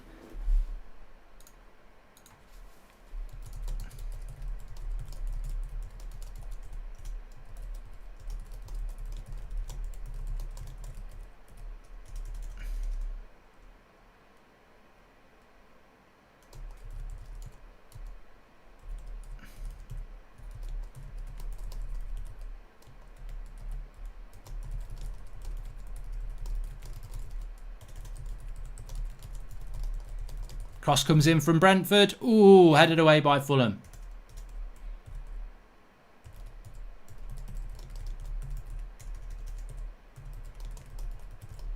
And is he given a penalty? No.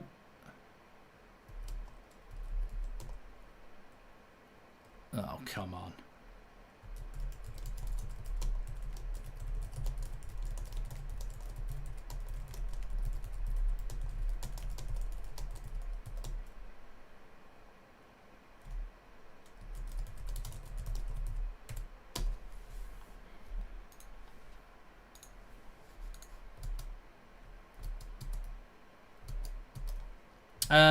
Mark, what signing in United history were you most excited by, regardless of how their career at United turned out? I think Varani's up there for me, says Leds Paldo. Schweinsteiger was one for me. Yeah, Schweinsteiger was one for me. Really excited. It didn't work out. Are you still 9 out of 10 on the Hotometer, says Josh? But I'm 10 out of 10. I'm absolutely 10 out of 10 on Sancho. I don't believe any of that crap that's coming out tonight. That stinks to me as a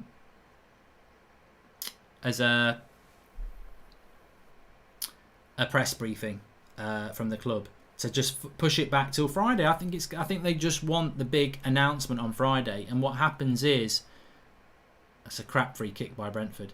It just muddies the waters a bit, creates a bit of tension, gets the excitement down to bring it back up again, because there's a match tomorrow, so there won't be much happening. Silver Spring says David Ornstein just tweeted personal terms haven't been agreed between United and Sancho. But what? So Romano's wrong now. Like, we're having a drinks break here. Negative briefs at the same time. We did the same with Fernandez before we signed him. We're going to walk away. Well, like we haven't heard it all before, says Prem Prodigy. And Ornstein and Peach saying Sancho deal a way off. Do you think you need another striker near to Martial? And if you believe it's off, I feel bad for your brains as Elevation. Look, I do as well. But yeah, you know, it's not my job to make you feel how I feel. It's not my job to let you know. My job is to tell you what I know, and you can believe it if you want to. All I know is I'll be sat watching late NBA basketball tonight, not concerned that this deal's going to happen anytime. I'm not concerned about it at all. I'm not nervous or anything. I know what I know. I know where it came from, and I'm very happy with it. And that's it. So you can panic, you can get concerned, but what I would advise you do is just go through. I mean, Simon Stone has. What did Simon Stone say about Harry Maguire at times? About Bruno Fernandes at times? It's always the same. It's a while. It's not as close as people think. It's a mile off. Tomorrow, oh, it's done. It's done now. You know, it's a press briefing. 100% that's come from the club. I'm surprised I haven't had an email, actually. I'm just going to check my inbox. But, yeah, it's come from the club, that has. If I had something in my inbox saying that what the information you've got is wrong, I would tell you, and I haven't. And I've had those emails before. There's nothing, and they've got our emails. They would be in contact. If they know what stuff we put out, they would say you're massively uninformed about what's happening. And they won't do that because they know we bloody know. Hi Mark, I just want to say huge thanks to you. Been watching since 300 subs. Happy to see you win versus... Thank you, Amansion. Anenshan, thank you for the super chat there. And who cares about tweets? Sancho is on his way soon enough. Get excited, mate, says Christian Withers. Well, I don't know how accurate this is, but maybe somebody could do some research. Somebody on Instagram said that Sancho's photographer has photographed him in a plane. Now, I'm going to go on Instagram now and have a look. It could be totally fictitious, of course, but it's not on his.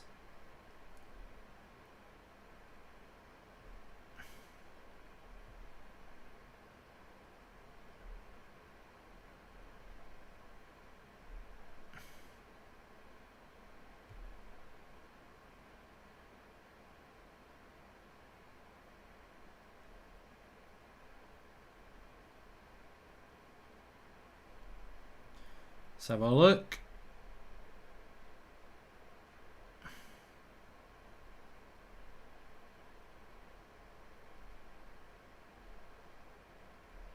I can't find it. What a save. It was bloody straight at him. Watkins had a chance and he shoots straight at the goalkeeper. It was a crap shot. It wasn't going in anyway. This is going to extra time, let's be honest.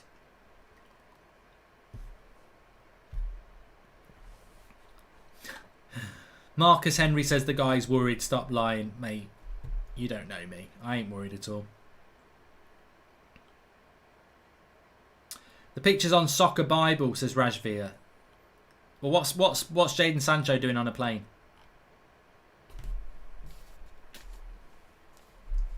And after conducting some research, the photos were said to be old. Well, that's always the problem.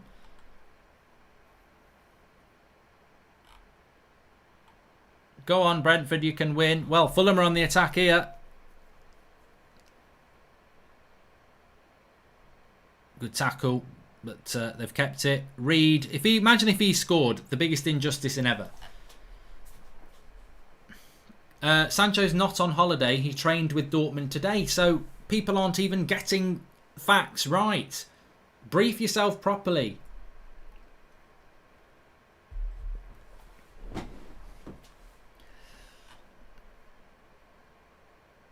Hader says there is a Liverpool story. Wait a minute, Fulham on the attack. There is a Liverpool story about PSG, Matip to PSG in order to buy Koulibaly. That would be a good signing. Imagine Koulibaly and Van Dijk.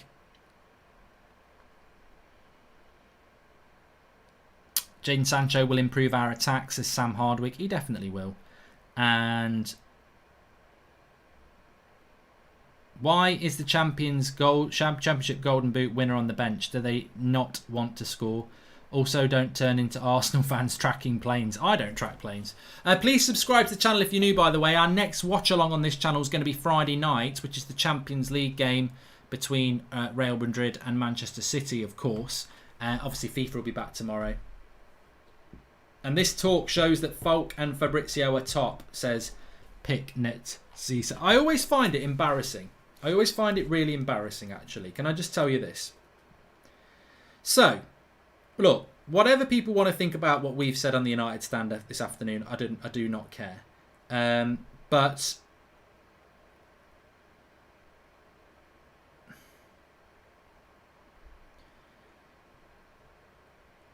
let me just tell you this. So you've got the British press saying United want to walk away because the wages are too much and this, that and the other, right? And then you've got the German side of Christian Falk saying Sancho has an agreement on a contract till 2025 and the deal is done with the player. The player gets a mega salary, but Dortmund still wants 120 million euros. That's been tweeted tonight. You've got Fabrizio Romano, tier 1 journalist extraordinaire, saying that Manchester United are in an advanced stage of the deal. And that United and Dortmund are confident to find an agreement soon after the final fee, add-ons and instalments, and personal team terms agreed until June 2025. So look, take United stand on what we've said out of the equation, and I'm confident we're right. You've got Fabrizio Romano and Christian Falk both saying that terms have been agreed and the deal is very close. But then you've got British journalists briefed by the club saying we're miles off. We haven't done anything on the way. We haven't agreed anything. To me, this stinks of the club briefing the local fans, the local press that they can brief. And I will go with Romano. I mean, I've interviewed Romano. And as Picknett said, Fabrizio always said any negative talk is not true.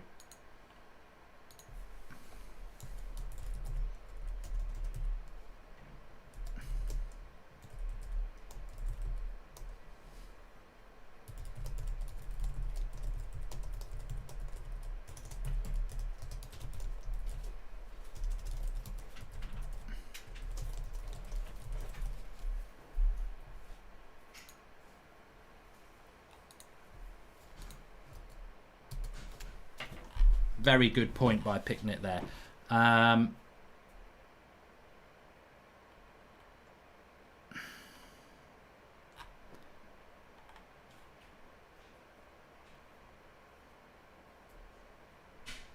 Yes, Jesse Lingard. I agree the deal is on. Romano said there'll be negative news and to not believe it, it's just to spice up the drama. Exactly. Exactly. The club of the PR spin is spicing up the drama. Exactly. And it's working. Well done again. They've got you all worried. What are you doing there? All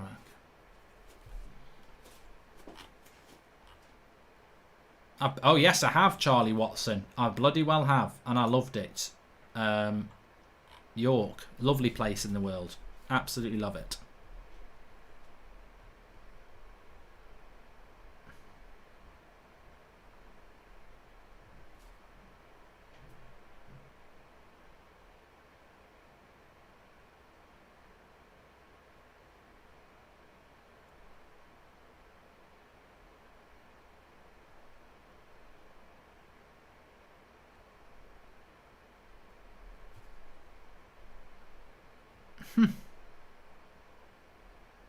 Come on, Brentford. Score a bloody goal.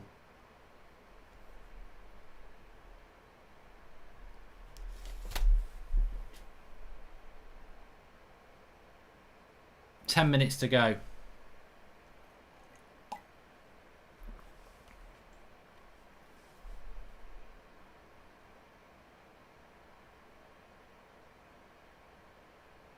I've never been to Scotland, Drew. That's an interesting thing. Oh, God. Why would you play such a boring championship final?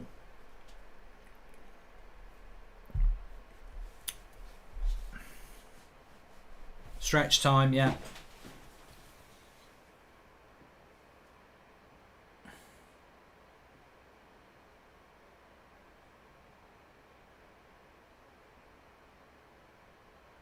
Ben Rama's a good player, but he's just not causing the damage in the area. Fulham are parking the bus. You can see this game being won on penalties, can't you, really? Although Fulham probably looking a little bit more dangerous because they can hit them on the bench. Ever been a season ticket holder, Mark? Says Diego. I am a season ticket holder. I've got 2. And they said it's going to be the richest game. It is the richest game. As a neutral, thinking that both teams don't want to lose, says Blue. 100%. Unfortunately, it's gone that way, hasn't it? They've played not to win at times because it's got such a value on it. I often wonder, actually, with a game like this, whether it should be over 2 legs rather than play it at Wembley, play it at each ground, because I think as a one game, it's got so much riding on it. Can you please check David Ornstein's latest tweet about Sancho, says Mo Ali. Okay, well, he says United are looking at other options. The wages are unrealistic because it'll upset squad harmony, and that they're miles apart in the fee. Like, as I said, which way are you going to go? Romano saying don't fall for negative news. Terms have been agreed and it's at a very advanced stage. Or you're going to believe the British briefed press. Believe whatever side you want. I'm relaxed. It will happen. Mark, if we get a new centre-back, who do you drop? Says Fire. It'll be Lindelof, won't it?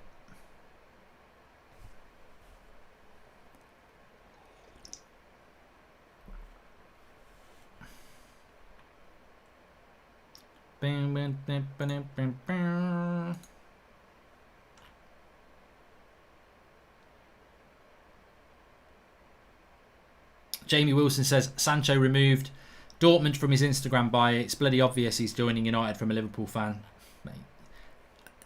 The definition of insanity is doing the same thing over and over again and not learning from it. And unfortunately, some football fans do not remember recent past. Go and Google Bruno Fernandes around January and the stories that these same people who are tweeting now were doing back in January, and you will be the same people saying that, who were worried that the Bruno deal. Barcelona have come in. What a load of crap! Barcelona never came in for Bruno, but people fell for it. It happens in every transfer. It's what this is about is pushing it back a bit because it was becoming very obvious that it was done. Manchester United have been working on marketing stuff. It's... You can only lead a horse to water. It's up to you to drink it or run away and dehydrate. And I think some of our fans are dehydrating at the moment. Rival fans are getting excited on Twitter about this news. It just shows how much they rate him and makes the transfer feel even better, says Picnic. Yeah, exactly. You're going to enjoy it or you're going to panic yourself. Do you think Chris Smalling will go to Juventus? Says Michelle Frizzly. I think he'll go somewhere. Don't see his future at Manchester United.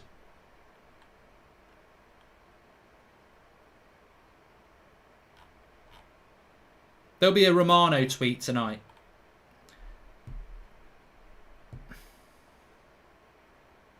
TJ says, Stoney hating on the deal means that Sancho is already in Manchester meeting up with Ollie's tricky Reds.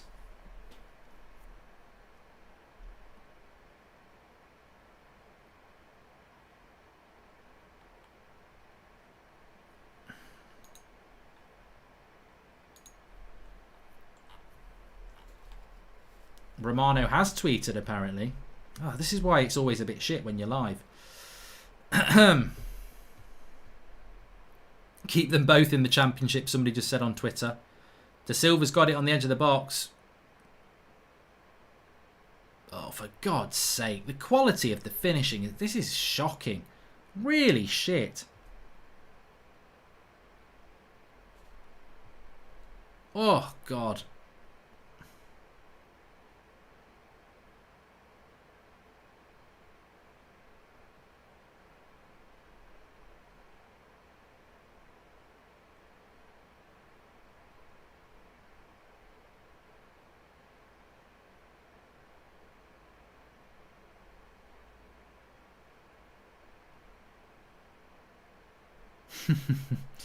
I've not looked at Romano yet. Let me have a look.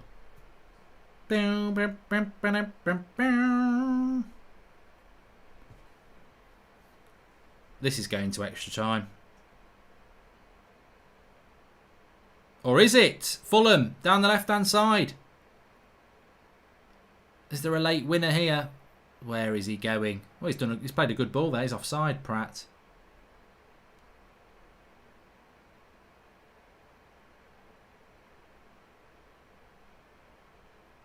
Right. Fabrizio Romano hasn't tweeted, but he has retweeted Christian Falk, who said United have an agreement on a contract till 2025 with Jadon Sancho.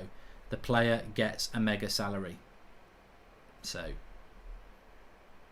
look, if you've never...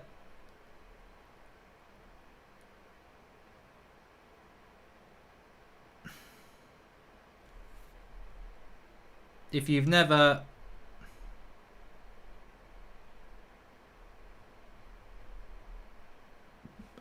don't know the background behind Fabrizio Romano, we had him on the United stand about 3 months ago. I spoke to him about transfers. I spoke to him about Here We Go. Have you ever been wrong with Here We Go? And he's like, I make sure I'm never wrong. So there you go.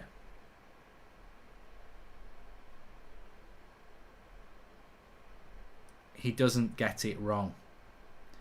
Whereas the British press, because they get briefed by the club, they do get it wrong.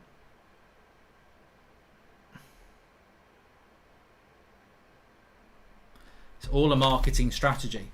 And the problem is, when you're in the hand of the mouth that feeds you, you put out what that hand says. David Ornstein, James Ducker, Simon Stone, Simon Peach, they're all briefed by the club. They are. I know for a fact. They're very close to the club. That's why they're credible journalists on a lot of things. But they've been briefed by the club. Why would all 4 journalists have all the same things to say? Because they've been briefed by the club. Why have the club briefed them?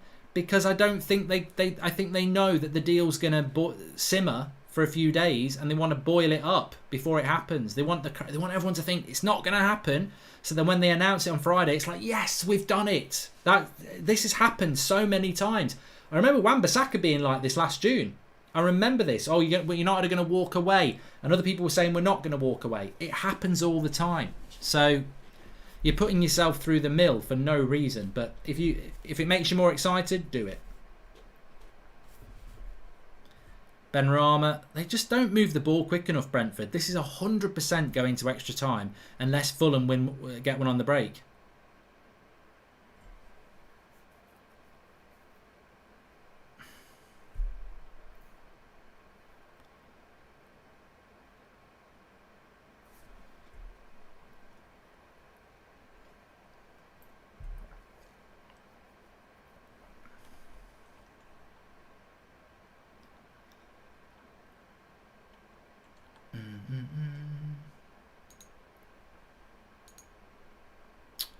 You know, what a shit game this has been. It's shocking. I agree with that guy off Twitter.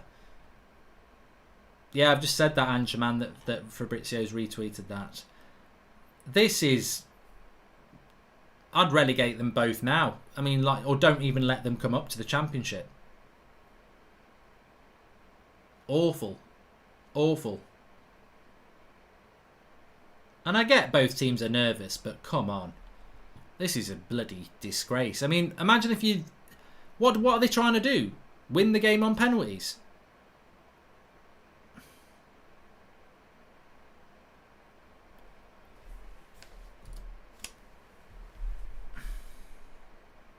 Ooh.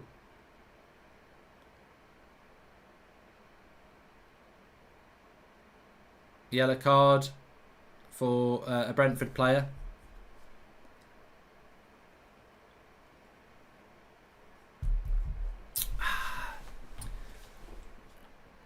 What's worse, Mark, this game or English journalist brief, says Prem Prodigy? Well, it was never a red card, by the way, because he was never, ever, ever, ever, ever going to make it to be one-on-one. Jensen gets booked.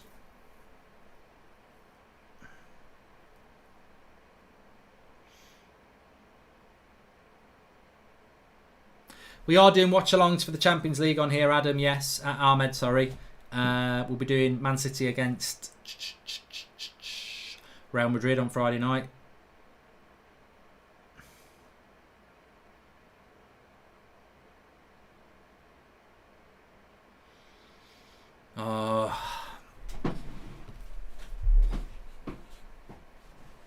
Brentford are going to counter-attack and win, says Brandon. They're not, because Fulham have played so deep.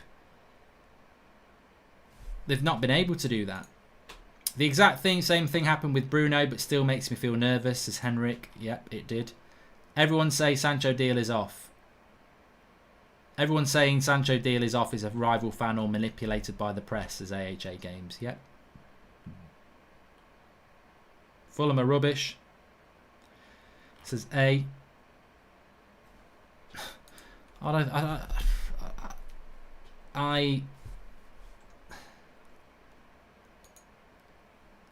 User, you can just go. You're boring. If you can't figure things out for yourself, I'm not going to take you to the water again.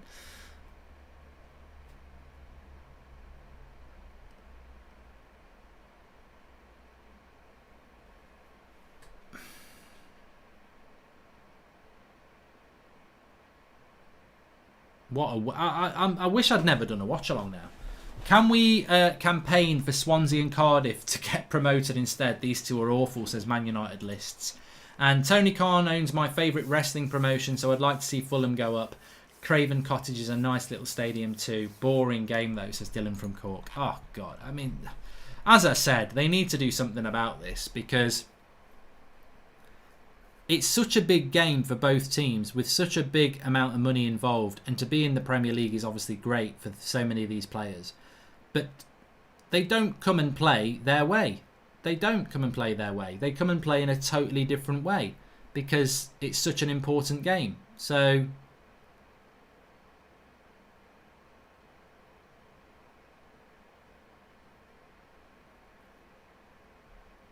and then they don't get promoted, and because they're the loser on a dodgy decision or penalties, and they're really, we're so unfair. Well, it's not unfair because you should have bloody had a go. Why not have a go? In 90 minutes, why not have a go? Are you doing the Euros watch along, says Arjun. Someone tell him it's been cancelled, mate. It's not happening until next year. So a chance for Brentford to knock a cross into the box. If this goes in, I'll be stunned. I wish it did go straight to penalties. Goes to extra time.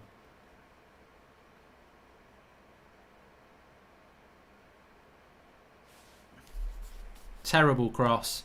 Goal kick.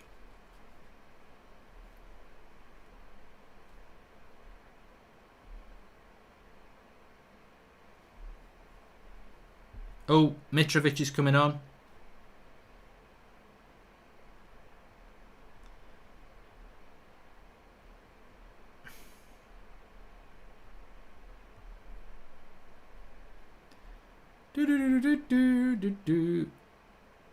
We've had another Fabrizio Romano tweet.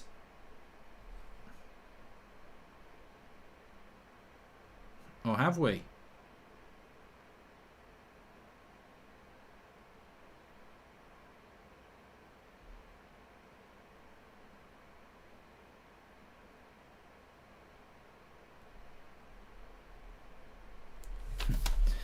Yeah, there's nothing to worry about.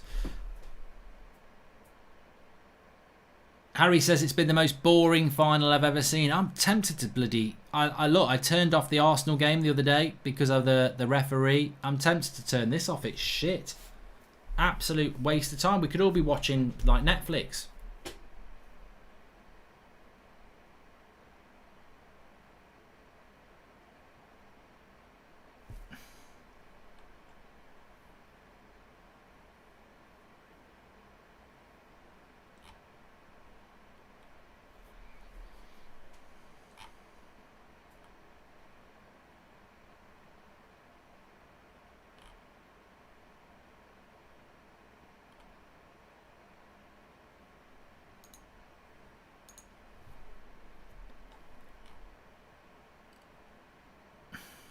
I hope Norwich don't go straight back up next season. Waste of time having clubs like that in the Premier League. Likewise with Fulham. Awful last time they were in the Premier League, says Jordan Such.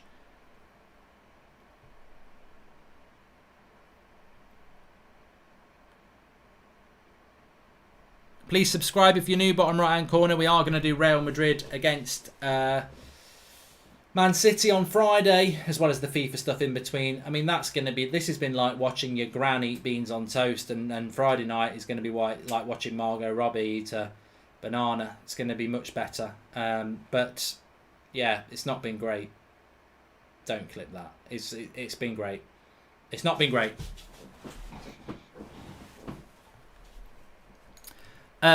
Classic. Toto, keep singing, Mark, says Kevin back. Do. Well done. Well done. Yeah, you're right. Mitrovic is coming on.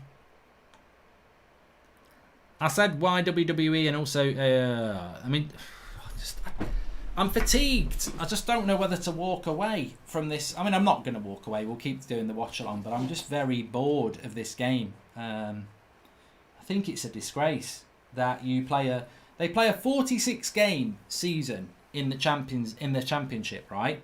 And I'm stretching my back, don't worry.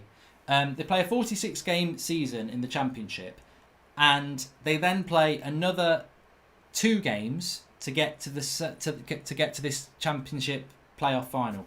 48 games. This is the 49th game. You play 49 games to get to the Premier League, and in the 49th game, you don't try and get there. Like, what are they on about? What are those two teams trying to do? Bore themselves to the final? I mean, come on. It's an advert to get into the Premier League. Go and play football. And I think Fulham have been worse than Brentford, by the way, but they might nick it on the break because they're playing so deep. Oh, we're back on Twitter again.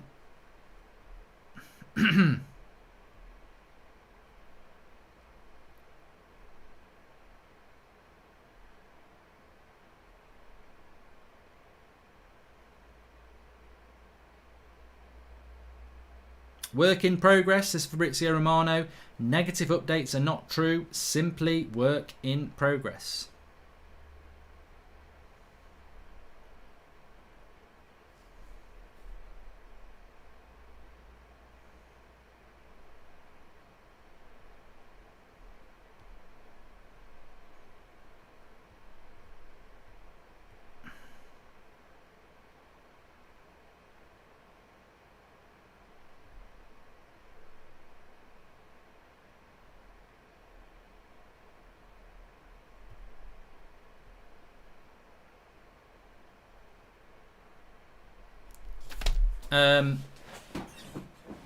Because this is the situation. It is the situation.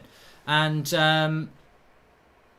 you know, I'm a little bit disappointed in Manchester United on this tonight as well. I know why they're doing it. They're trying to, you know, pump it up. We've got to pump it up on Friday. People are getting a little bit too excited on Tuesday. We're not signing him until Friday or whatever day it's going to be. We need to stir it up a little bit. But briefing negativity to credible journalists in England makes your own fans feel negative. I don't know whether that's a good idea to try and get them excited again in a couple of days. You're playing with emotions. People will be really stressed by that. If it wasn't for the fact that Fabrizio Romano is such a credible journalist, then people would be panicked by that. And that briefing is from the club. Simon Stone, Simon Peach, James Ducker, David Ornstein, they've all been briefed by the club. So it's the club briefing negativity if what Fabrizio is saying is true. Not good, is it? But it will be all right in the end, and we've seen this begin. Extra time is about to begin.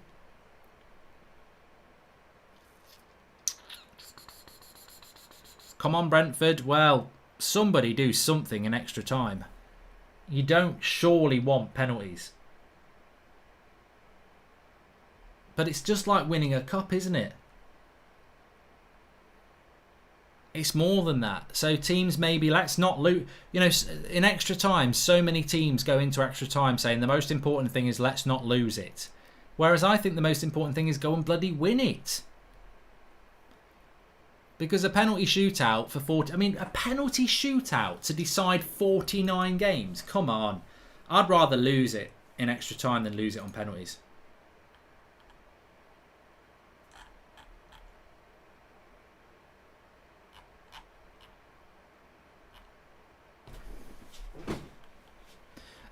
Bailey says, hi Mark, just seen on Twitter reporters working for different companies, Telegraph, ESPN and more, all tweet at exactly the same minute with exactly the same story. Most obvious briefing ever. Yeah, 100%. You need to know how it works, and many of you do know how it works. None of those tweets from Simon Stone, Simon Peach or anybody else are sourced by them. Like Fabrizio gets his information that nobody else really gets because he's a top journalist. That tweet from everybody tonight is all the same tweet. They've had that information, all of them, from the same bloody place. It's not brilliant journalism, it's just been briefed by the club. Brentford on the attack here.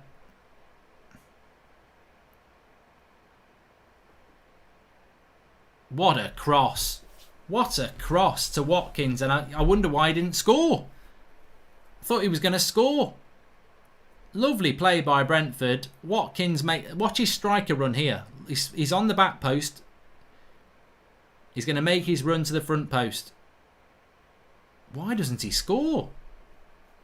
I don't get it. Just doesn't connect. Should have scored. How has he not scored, says Adam T. I know.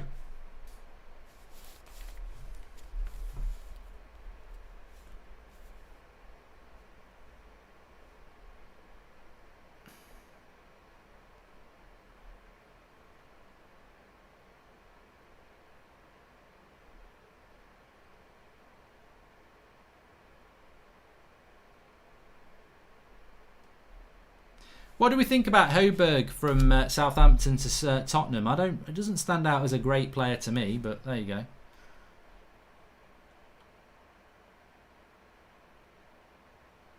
Jurgen says, my question is this. Are these journalists aware of the club's tactics when reporting their briefings, or are they just gullible? They're not gullible, Jurgen. They're not gullible.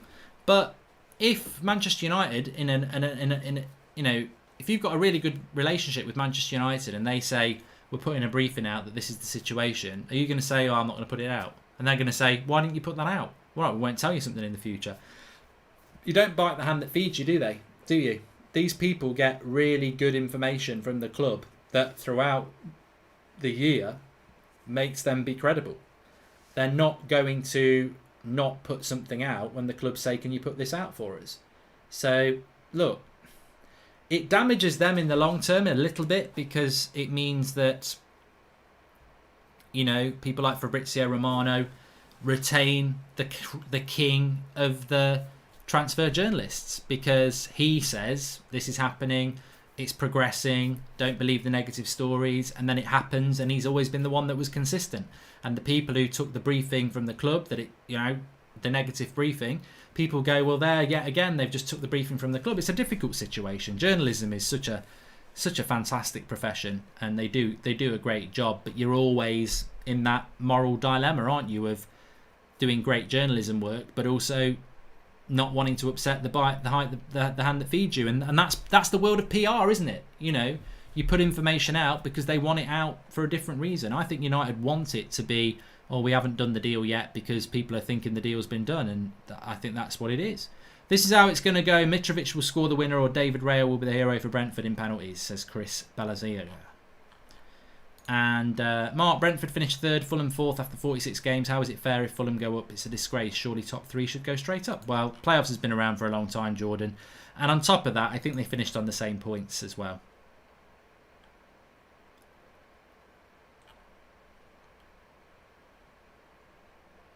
Shot from Fulham, saved by keeper Kamara. What do you think of Chelsea? A couple of people are asking, what do I think of Chelsea? I think it's going to be a really interesting season for Chelsea, actually. And Manchester United. I think there is some really big parallels there. So, yeah, I think it's going to be interesting. I've not gone anywhere. I'm just having a little walk. My ankle's hurting.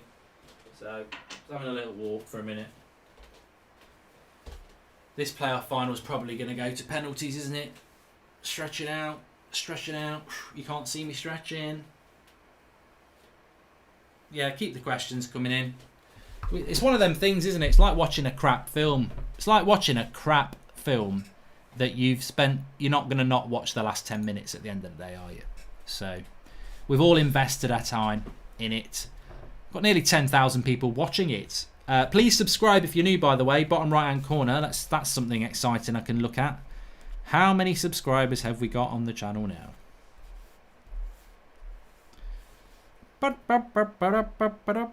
We're not far off 204,000. So please subscribe if you're new. Bottom right hand corner. Thanks everyone who's been tuning in and making it interesting. Because the game hasn't been interesting. Should Lingard be sold first, or Jones or Pereira, says Nickel? Can't we send them all at the same time?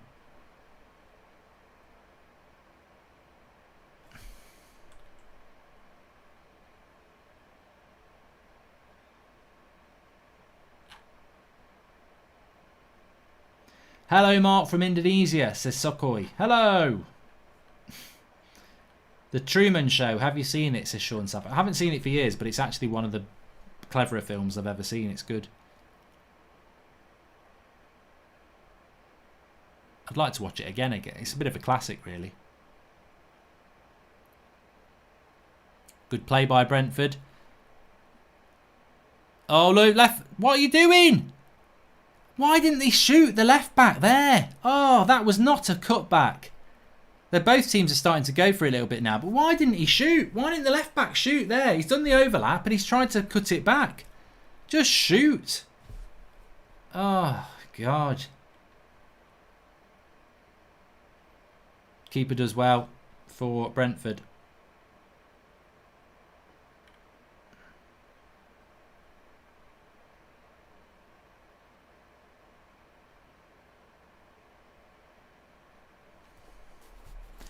Love, love will tear you apart again. Love, love will tear you apart again. No, no, no, no, no, no, no, no.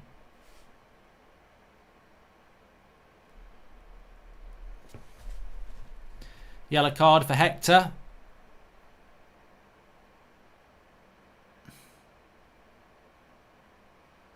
Again, could have given a red for this. Oh, for God. Wasn't as much as a red as the one in the first half, but again, it could have been. Torres to Man City, is he even going to play? Also love you, Mark, says McClendon Smith. Well, he's a good replacement for Sane, isn't he?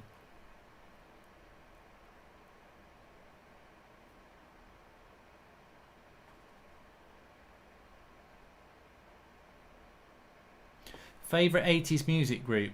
Jack Rankin. Well, I do like Duran Duran. Her name is Rio and she takes it up the... That's not the right words. That's not the right words. But I do like Duran Duran.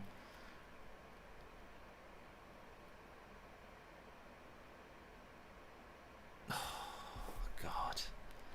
You're just hoping for something good to happen in this game. Penalties is not good.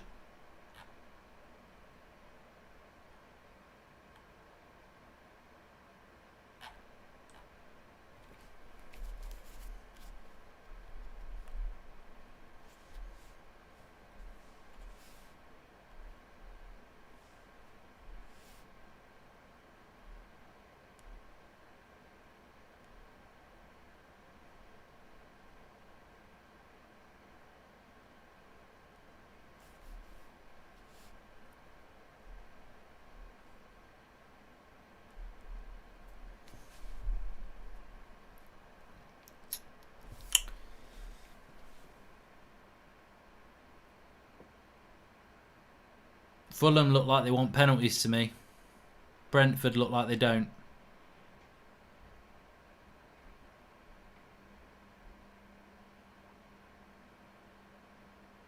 Knockhart's done well to keep that in. Good left back, the Brentford lad, isn't he? Somebody said that before the game. He's quite good, the left back for Brentford. Don't know what his name is. We're going to find out. His name is Henry, and he's having a good match.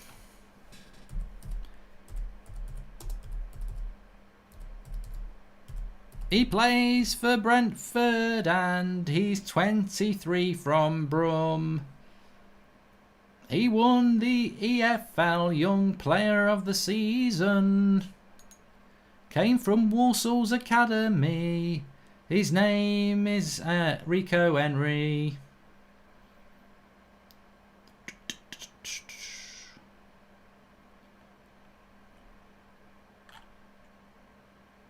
Only just 23 as well. Just been fouled as well.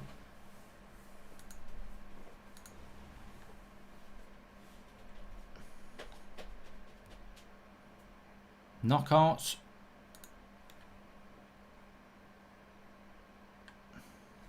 Noah says, why would the club brief negative false info? Why do you think, mate? I'm not here to explain all that. We've been doing it for years. To elongate the deal, to make it more interesting, to make it go a couple of days where people aren't saying it's done. Medical Thursday, announced Friday, easy works, Darren Fitzgerald. If I have to sit there and say I told you so in a couple of days' time, fine, but I'm happy. People just don't learn. Anyway, cross for Brentford here.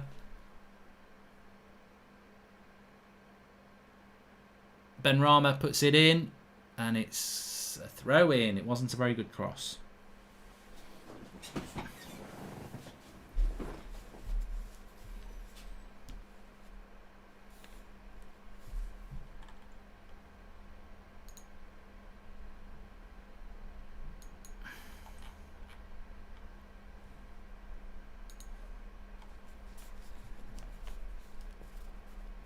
Dalsgaard with the throw-in. Only knew that because his name was there. Keeper catches it. It's going to be the end of the first half in a minute.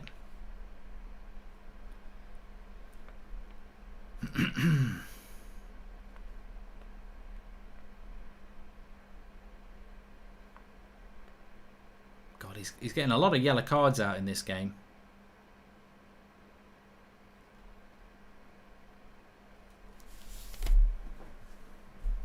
What do you think of Benrahma, Mark? Says the guy. I think it looks good, but I mean, has he been good in this game? Not really.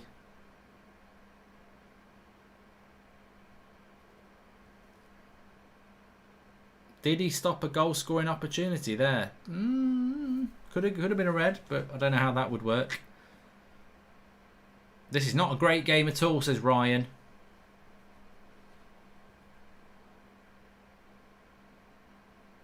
Jacob says losing the playoff final is not great. I was there when Wednesday lost it. Mitrovic gets a yellow card. It's all kicking off a little bit.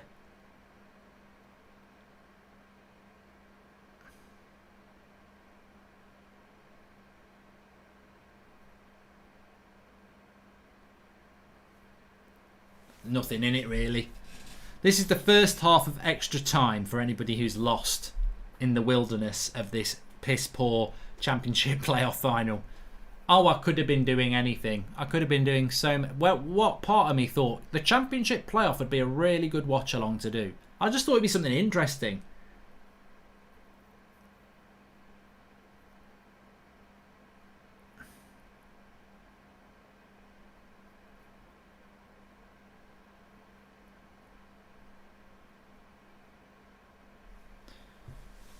So how does Mitrovic get booked for fouling a Brentford player, but Fulham still get the free kick? I don't understand that. Surely a foul off the ball means the opposition get the foul. Mad. What do you think of Cash and Lolly from Forest? Says Adam Koska. I've literally watched about 20 minutes of Forest this season. Oh my God. What a goal.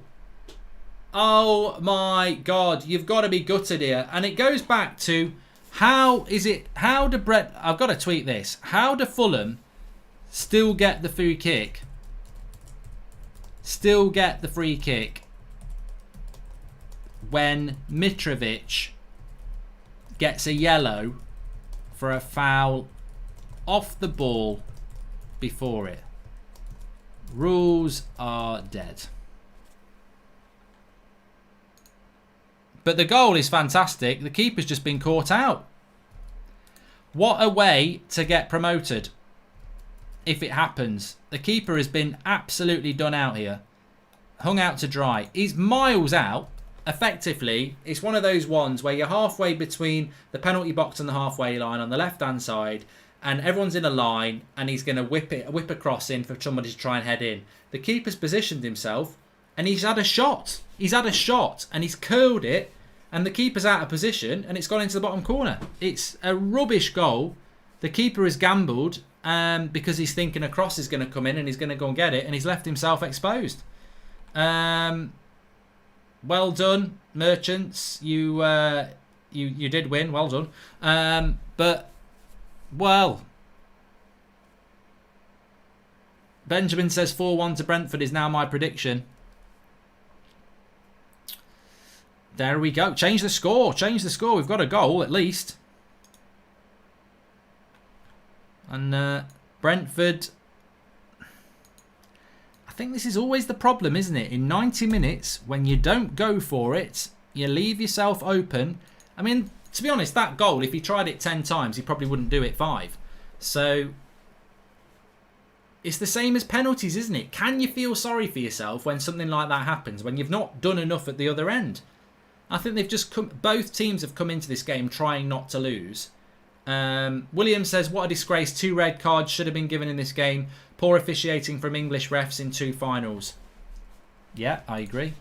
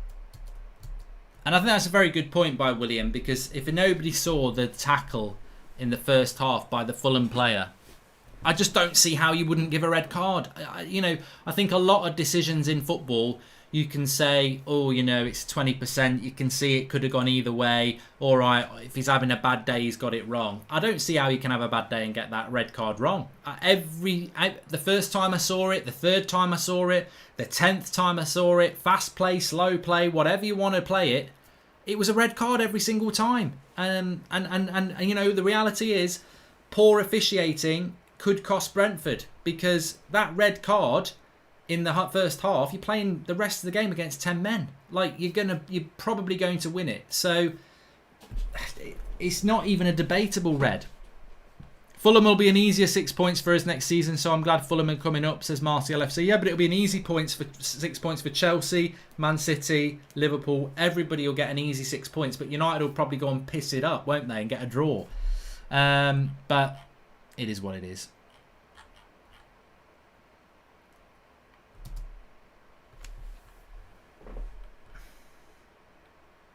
Barcelona versus Napoli or Bayern watch along, says Mujahid. It'll be Barcelona versus Napoli with an eye on the Bayern game, because to be honest with you, Chelsea have got to produce something ridiculous, haven't they? How is Scott Parker a manager? I remember him doing kick-ups as a kid in one of those Future Star videos. I'm not even that old, says Nick P. It was McDonald's in his back garden. He was doing the keep-ups. All about the mentions on social media. United like to brag in their shareholder calls that transfer talks are a boost to their social media mentions, says Sean C.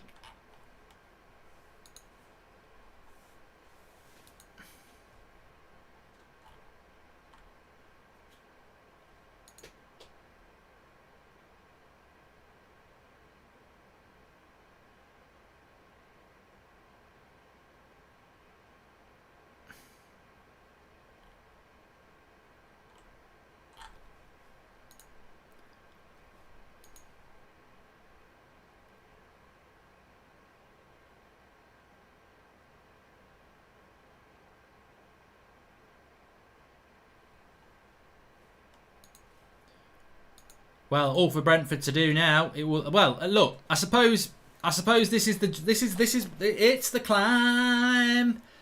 It's the climb. I don't know any more of the words, but it is the climb. We've had 90 minutes of crap football. We've had 14 minutes of extra time crap football.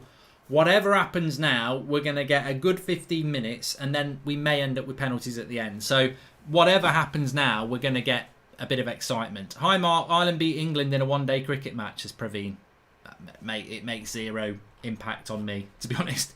Thoughts on Gomez to Lille? Sorry if already said, says Nathan Emerson. Yeah, we spoke about it, and really, I think he's going to get loaned out to Boa Vista as well. So, yeah, I mean, look, Angel Gomez going to Lille, it's not really what I expected when he left. And obviously, if that's the best offer he had, I think he should have stayed at Manchester United, to be totally honest with you. But he's gone to Lille on loan, which is a surprise, because from what I was told, the contract offer was reasonable from Manchester United for Angel Gomez. So I can't imagine Lille are paying him anywhere near what Manchester United were going to pay him, which, in all honesty, was rumoured to be between £15,000 and £30,000 a week.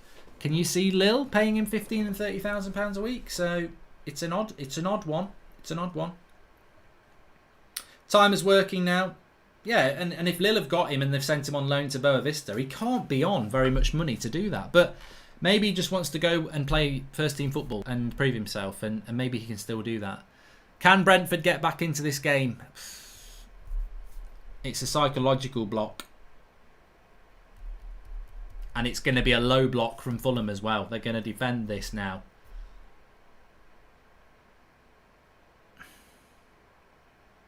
Keepers.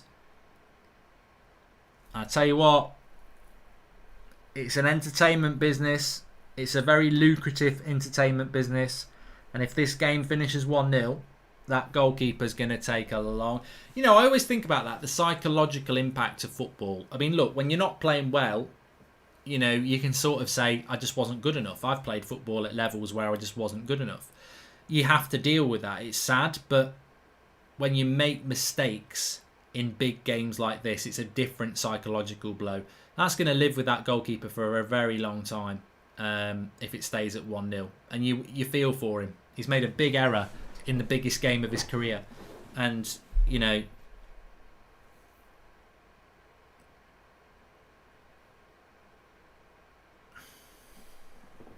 we're in extra time, yes. Brentford have got 12 minutes to get back into this and maybe go to penalties. It's happened a lot before in the playoffs. I wouldn't be surprised if there's another goal in this. Ben Rama makes the mistake. Fulham come away with the ball.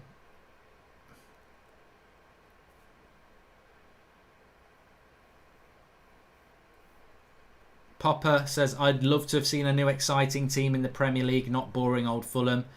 You and me both, pal. You and me both. Fulham making a double substitution here.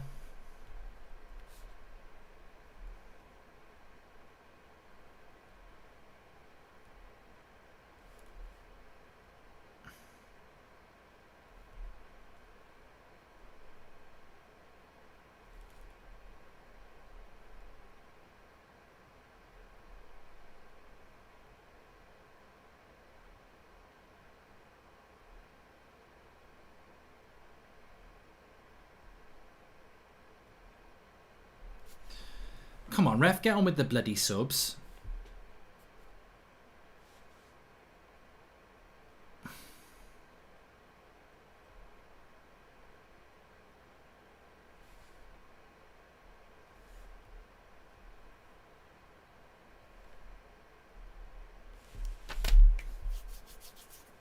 What happens if you're to United if Gabriel goes to Arsenal? Nothing. He wears an Arsenal shirt. God, there's so many people tweeting at the moment that it's difficult, but we'll keep an eye. Watching your videos got me through the toughest bout of depression I've ever had. Thank you, Mark, from a truly appreciative Arsenal fan, says Ryan Mickelson. Well, you are a pleasure, Ryan, and I'm glad that it helped you because, unfortunately, like all of our fan bases, there are some people in your fan base who are absolutely vile, abusive twats, but there are in the United fan base as well. So, look, I do banter Arsenal fans, but I banter a lot of people. But I really appreciate the message, and I hope you're doing well, mate. Really appreciate it. Did you see the explosion earlier, Mark? Horrifying, says Jordan Such. It was. You're right. It's. I don't want to see it again now. I thought VAR was supposed to improve mistakes made by referees. The last 2 weeks, I haven't seen the positive side of VAR, says Jarrett Edwards. There is no VAR.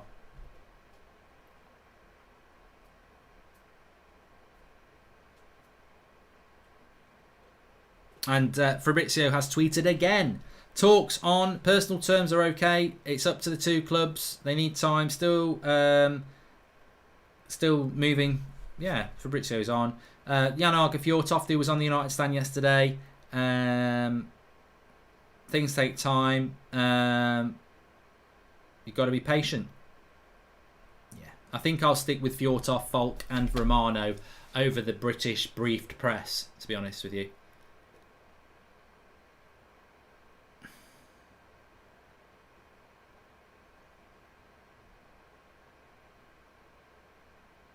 Why are people saying Schmeichel? Oh no, it's just one person. Get rid of him.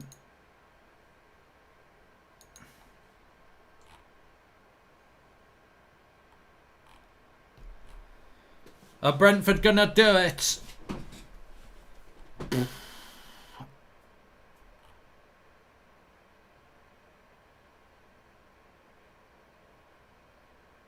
Can you rank the top 6 teams in order how much you like them, says Terman O'Brien. No, I can't. It's Manchester United.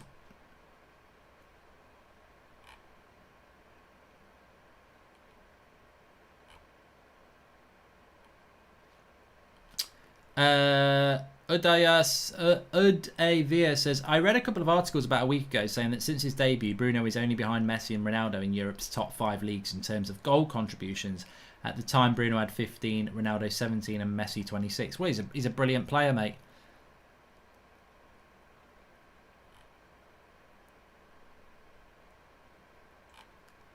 I mean, he's got to have given the free kick to Fulham here. How have they given the free kick to Brentford when there's a bloody advantage? He's got an advantage running into the box. Why has he not played the advantage? Oh, he's just awful. Absolutely awful. What? This is not a situation Brentford are going to score from, but he's got an advantage running into the box. I don't get it. I really do not get this. Somebody tell me why he didn't play the advantage there. He's shocking. He is. I've never liked Martin Atkinson as a referee. He's crap. Do you think Sancho will still be announced on Friday, Joe? Yes. Free kick straight into the wall. That's poor. Doesn't matter. It doesn't bother me in that you banter my club. I know there's no malice in it. You're a good man. Social media, YouTube was made for people like you, says Ryan. Thanks. Nice. Thank you. Here's a chance for Brentford. Cross comes in. Oh, Watkins. Why have you not moved to the front post? Time is running out. Time is running out. Time is running out. 5 minutes to go. I've just answered your question, Martin. What are you going to do after this, Mark? I'll tell you what I'm going to do after this. I'm doing it now, but I'm going to do it after this because I've got the telly on. TV guide. Sports. I'm going to watch the Ronaldo film. It's on Sky Sports at 10:30. For the first time on Sky Sports, follow the remarkable life and career of Portuguese football icon Cristiano Ronaldo in this candid documentary filmed over the course of 14 months. I'll have some of that. And I'll watch a bit of NBA, 11 o'clock, Indiana Pacers take on Orlando Magic at the NBA's return to action at the ESPN Wide World of Sports complex continues. I'll be watching a bit of that. I'll also be watching a little bit of NHL, which is National Hockey League, Columbus at Toronto. Then I'm going to watch, well, that's not live. Live American sports tonight on Goldbridge's bedroom TV. That's what I'm doing. Ain't nobody going to stop me. National Hockey League, yeah. The NHL is, it's something completely different. It's not on Sky, the NHL. It's the National Hockey League. It's on a channel you have to pay for. It's all very confusing. Please subscribe if you're new. Bottom right hand corner. We've made a shit game into good again. NBA, I hear. Will we potentially see a 2K21 career mode ever from you? Says Marshall FC. Oh, I've never played a basketball game on computer before. I wouldn't even know how that works. Is it anything like FIFA, or is it massively frustrating? At least with football, you're moving players around and they pass it. The bouncy bit, how do you do that? Cross comes in, cleared by Fulham, shit shot. Has your basketball knowledge improved, Mark, since watching the NBA restarts, says Genwell Balandres? Yeah, I mean, I did used to play a bit of basketball. I was better at netball. I had long hair, so they picked me for the netball team, but I don't really understand a lot of the fouls in basketball, to be honest with you. But I like to watch it. But to be honest with you, the thing I don't like about American sports, and you can probably detect this from extra time in football, I don't like long sports. I find it... Fulham, 2-0. They've done it. They've carved their way through. It's Brian again. And he's sending them back to the Premier League. Brian seals it for Fulham.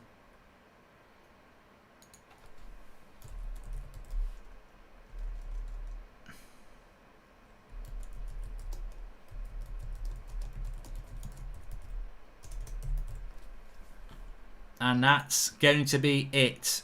Brentford, they'll have their regrets. I'm sure there'll be a few. Have they bottled it? I think they've bottled it. I think they've been bottling it for a few weeks. They bottled it. They'll be gutted. They'll be absolutely gutted, Brentford. They'll lose some of their better players. They may never get a chance like this again. And it's sad, but that's football. It's entertainment. Congratulations to Fulham, says Caelan. And exactly, this goal's a good goal. They took it really well. He did really well. Nice little 1-2.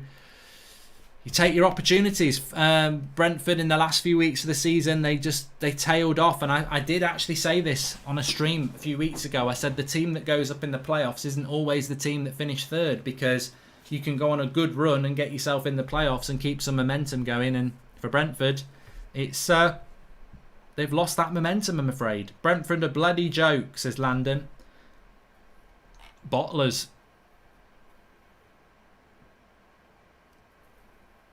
Scott Parker's going to go and do some kick-ups now.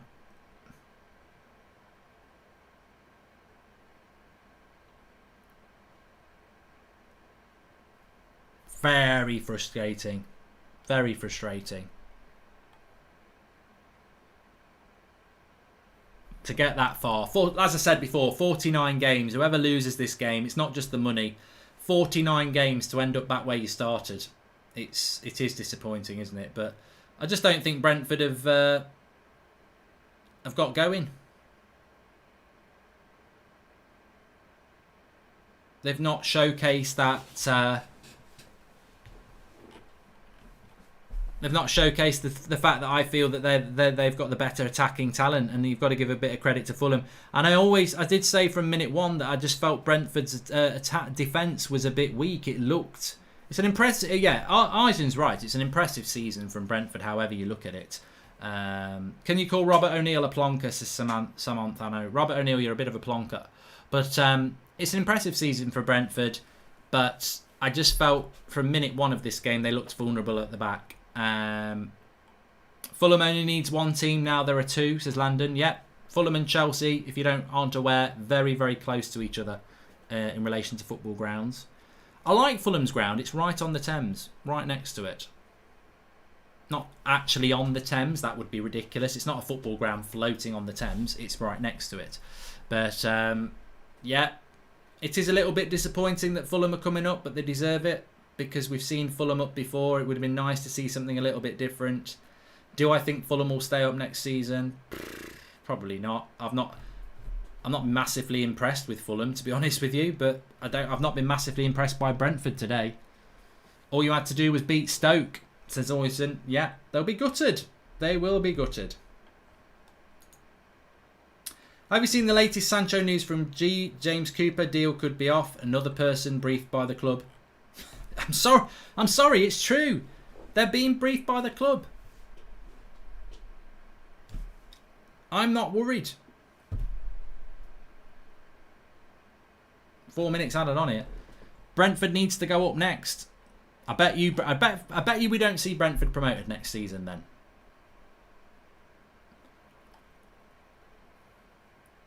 Ooh, do you think clubs will now go for Benrahma and Watkins on the cheap? Yes. I guarantee you Brentford won't have the same team next season either. They'll lose some of their good players. Benrahma will probably go, I think West Ham, they're looking at him, aren't they?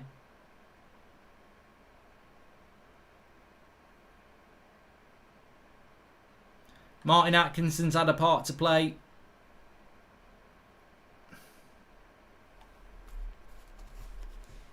He has.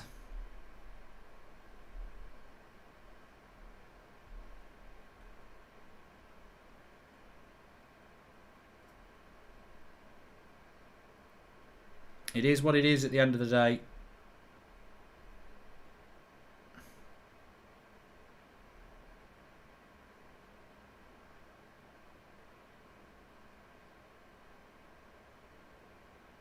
Brentford still on the attack.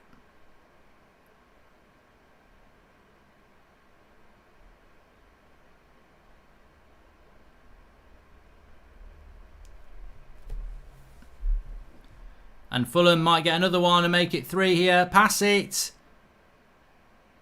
What a prat. That could have easily been 3-0. I'd have been furious there. Goal at Wembley to get Fulham promoted, and he gives you a pass like that.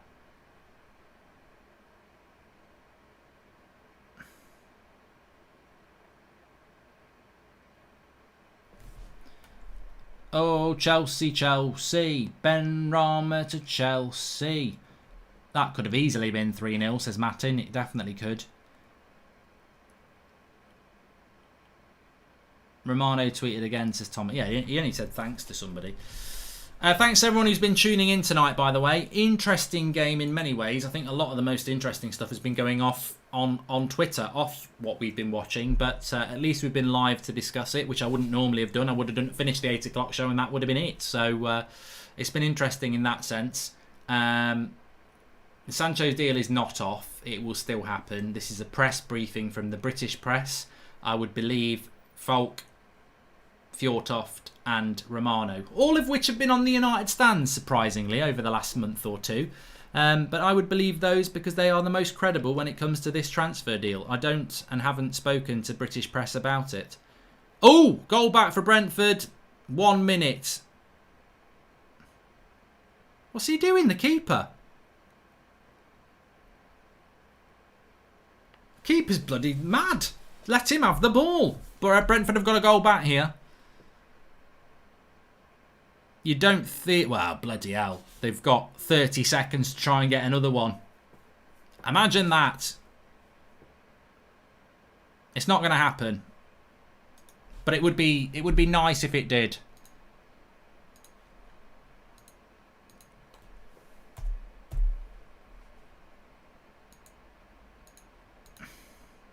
The scenes. Fulham blast it forward. Brentford... He ain't got long.